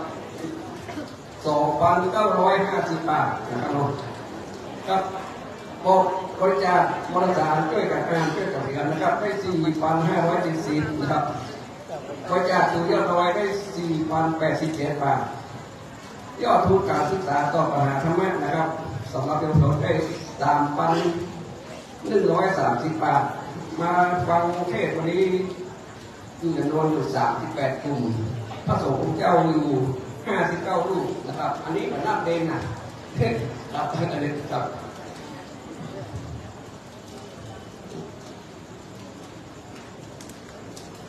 ครับก่อนอื่นก็ครับท่านครูปนัดธีรวัฒน์ยาณสิทธิตัวทีนะครับขอบคุณทุกท่านขอทุกคนนะครับที่ได้ร่วมเทศกับที่วัดจันทร์พวงครับวันนั้นตามสำนักงานครับพระราชวังเพื่อจัดพิธีถวายพระพรครับสมเด็จพระเจ้าอยู่หัวได้การติดขอบคุณทุกคนนะครับที่ร่วมวันนั้นนะครับต่อไปเป็นการมอบรางวัลนะครับครับมอบประเทศก่อนมอบประเทศนี้ขอเรียนเชิญครับคุณสรพีสุภานะครับประธานกลุ่มสาธุชนใหม่นะครับมอบประเทศที่งดงามนะครับคือประธานกลุ่มสาวัตกระดาษครับคุณชัยจิตวงศ์3ครับครับเจด้านหน้าเลยครับ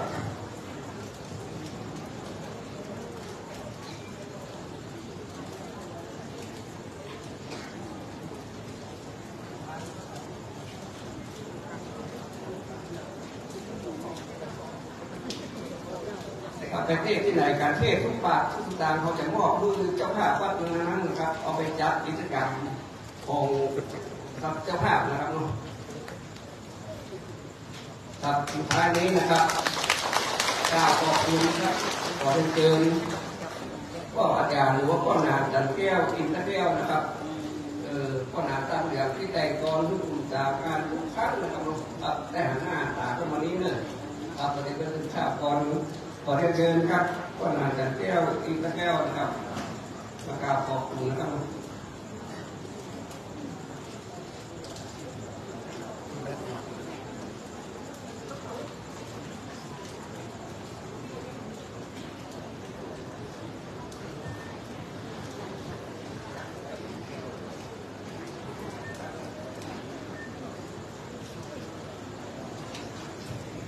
นมัสการ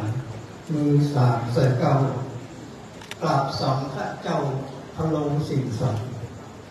แก้วงามตรงนี้คือรัตนขันธ์ช่วยรับทุกภัยปวงชนทั่วหน้าเป็นเนื้อนาบุญเพิ่มพูนเข้ากล้าเพื่อมวลศรัทธาทุกล้ำเปรียบเหมือนเสาคำเหล่างามตุ้มกำแขกแรงยึดมั่นตีคาสืบต่ออายุพระพุทธศาสนาจนหมดเวลา5,000 กว่าเข้ามาตรการท่านแห่งเจ้าทุกรูปทุกองค์ด้วยความเคารพสูงกราบสวัสดีพวกแม่พี่น้องศรัทธาสาธุชนญาติธรรมทั้งหลายที่คนอ่านกรรมนี้ก็คือปกติกรรมลืม40ลืมหน้า50ลืมหลัง60 ปี เมียเอาไม่การขนังก็ลืมตั้งหลังแล้วตั้งหน้าพอดีมันเป็นไม่การอยู่บนเปิ้ลเนาะลุกดำแท้มันก็เจ็บมันบอกกองหันกันข้างงานแบบก็ป่วยกว่าอันวิ่ง100 เมตรโอลิมปิกกันเลยครับวันนี้ก็ก่อนที่จะได้พบปะกับท่านขอยอคุณปัญญาพงษ์วงหารเลิศ10 นิ้วยอคุณพระคุณเหนือล้นตั้งได้คิดค้นข้าวต้นก่อนสารขอน้อมกราบก้มพ่อพงษ์วงหารก็สืบตำนานก่อนสารเข้าซอยลูกหลานทั้งหลาย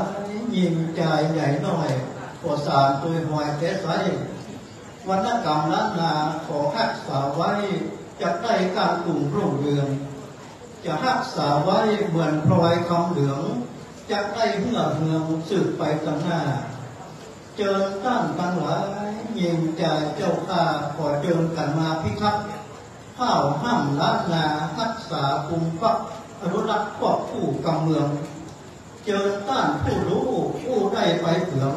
สืบข้าวกำเมืองสู่ลานเหลนน้อยสู่ลานเหลนน้อยพอจุงรุ่งเรืองข้าผู้เหลืองมาแล้วพี่แก้วน้องแก้วอยากไปทำกันหลายการทำความดีผมมีวันขวายทำแล้วสบายจิตใจผ่องแผ้วพอทำเพื่อหวังเอายังเพชรแก้วทรัพย์สินเงินทองหนักก็บางครั้งถูกแซวบางทีถูกล้อทำหน้าอะไรปล่อยเปิดมาเติบนอกพี่น้องจังหลายทำใจเพื่อสบายผ่อนคลายเนื้อเจ้าญาติธรรมจังหลายยิงใจยังกว่าเท่าวัยสูงวัยเยาว์ทั่วแผ่นขอให้ครอบครัวมั่นคงดำรงแน่นแฟ้นจิตใจนักแน่นใจบานดำรงชีวิตในโลกสงสารโดยพระราชปณิธานในหลวงที่ไว้อยู่อย่างพอเพียงประมาณตนได้ยักเห็นธงชัยชีวิตคำสอนพระองค์ดำรงบพิตรสถิตปกป้องทุกคนน้อมนำใส่เก้าและจับได้ผลเป็นมิ่งมงคลเจริญก้าวหน้าพี่น้องทั้งหลายยิงใจเจ้าข้าที่ปากอย่างนาวันนี้ข้อเจ็บข้อไม่จุงได้ดีกลีข้อดำกำกี้หายไปอยู่โดยพี่น้องสุขกายได้ใจเป็นห้องโพไซลูกหลานเหลนน้อยขอยกข้าวสารทับสารกาวค่อยรายการอื่นดีมีนักขอบุญบารมีของดีภูมิพักพิทักษ์พี่น้องทุกคนขออริยทรัพย์เกิดขึ้นกับตนเป็นดิ่งบุญมงคลเจริญก้าวหน้าเจริญก้าวหน้าสวัสดีครับ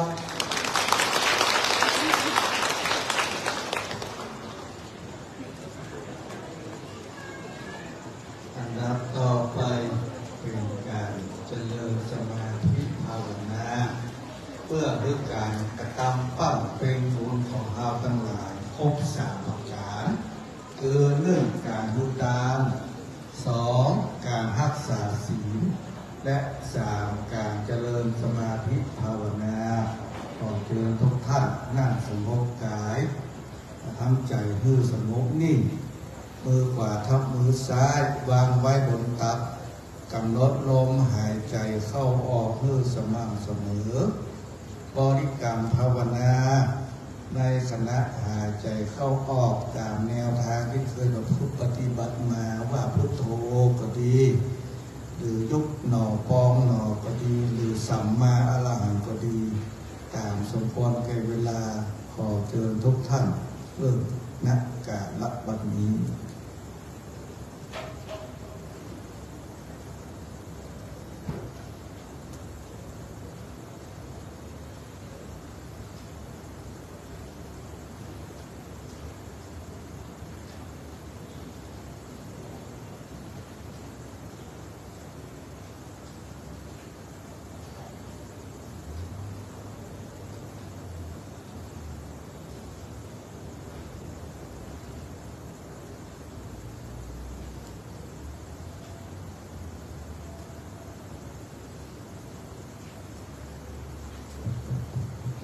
สมควรแต่เวลาร่วมกันกล่าวคำปณิธานคำแผ่เมตตาวันต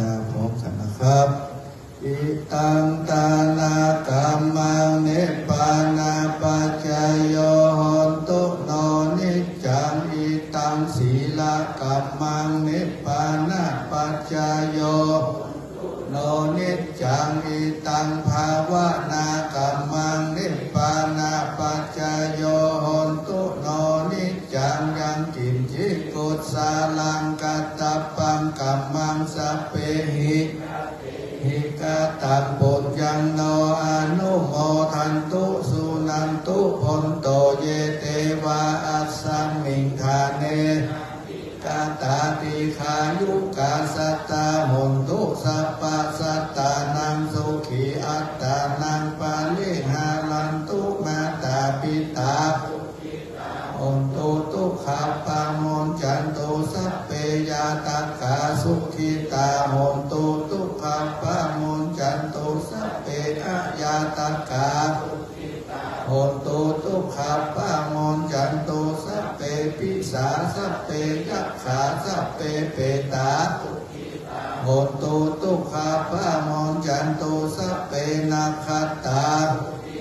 โหนตุทุกขาปังมนจันตุสัพเพเทวาโหนตุทุกขาปังมนจันตุสัพเพอาจาริโยปัชฌายา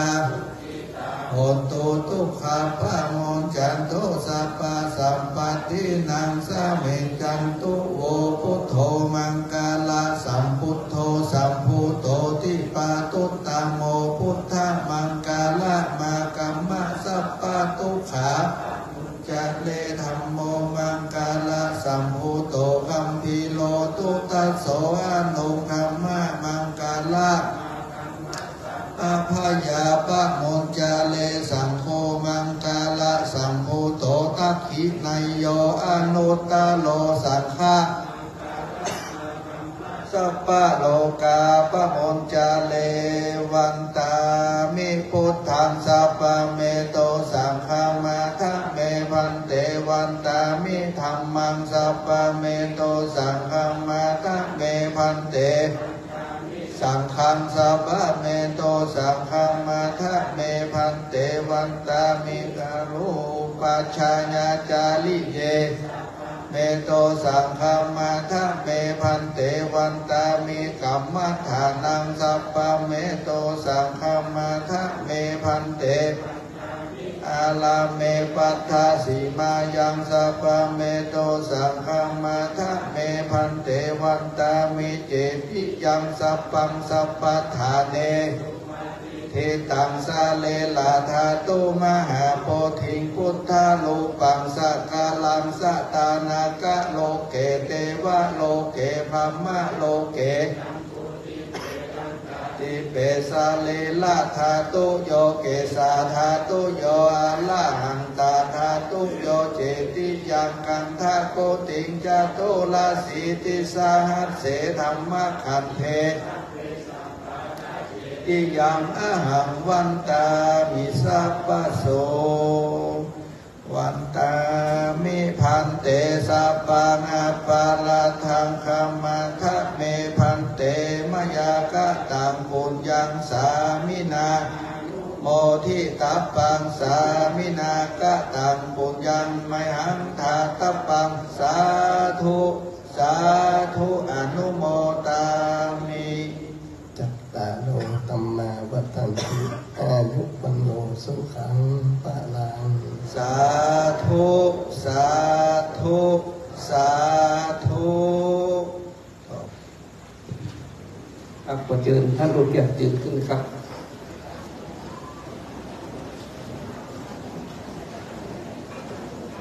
ทั้งหมดตรง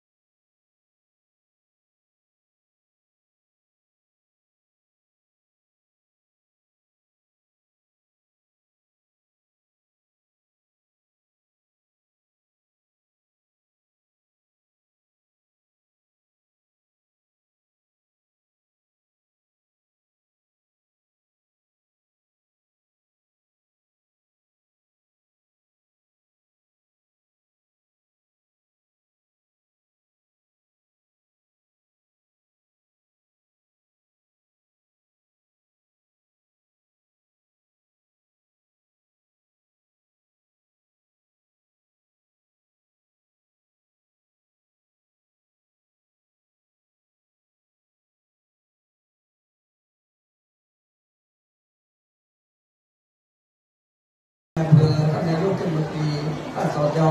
สมุทรปราการนะครับและทุกท่านนะครับขอเดินทางกลับบ้านโดยสวัสดิภาพนะครับเป็นอย่างนะครับเป็นอย่างนะครับเนาะครับสถาบันศรีเงินมาเอาผู้พระเจ้าคุณไปเนอร์ครับสถาบันศรีเงินมาผู้พระเจ้าคุณไปนะครับเนาะ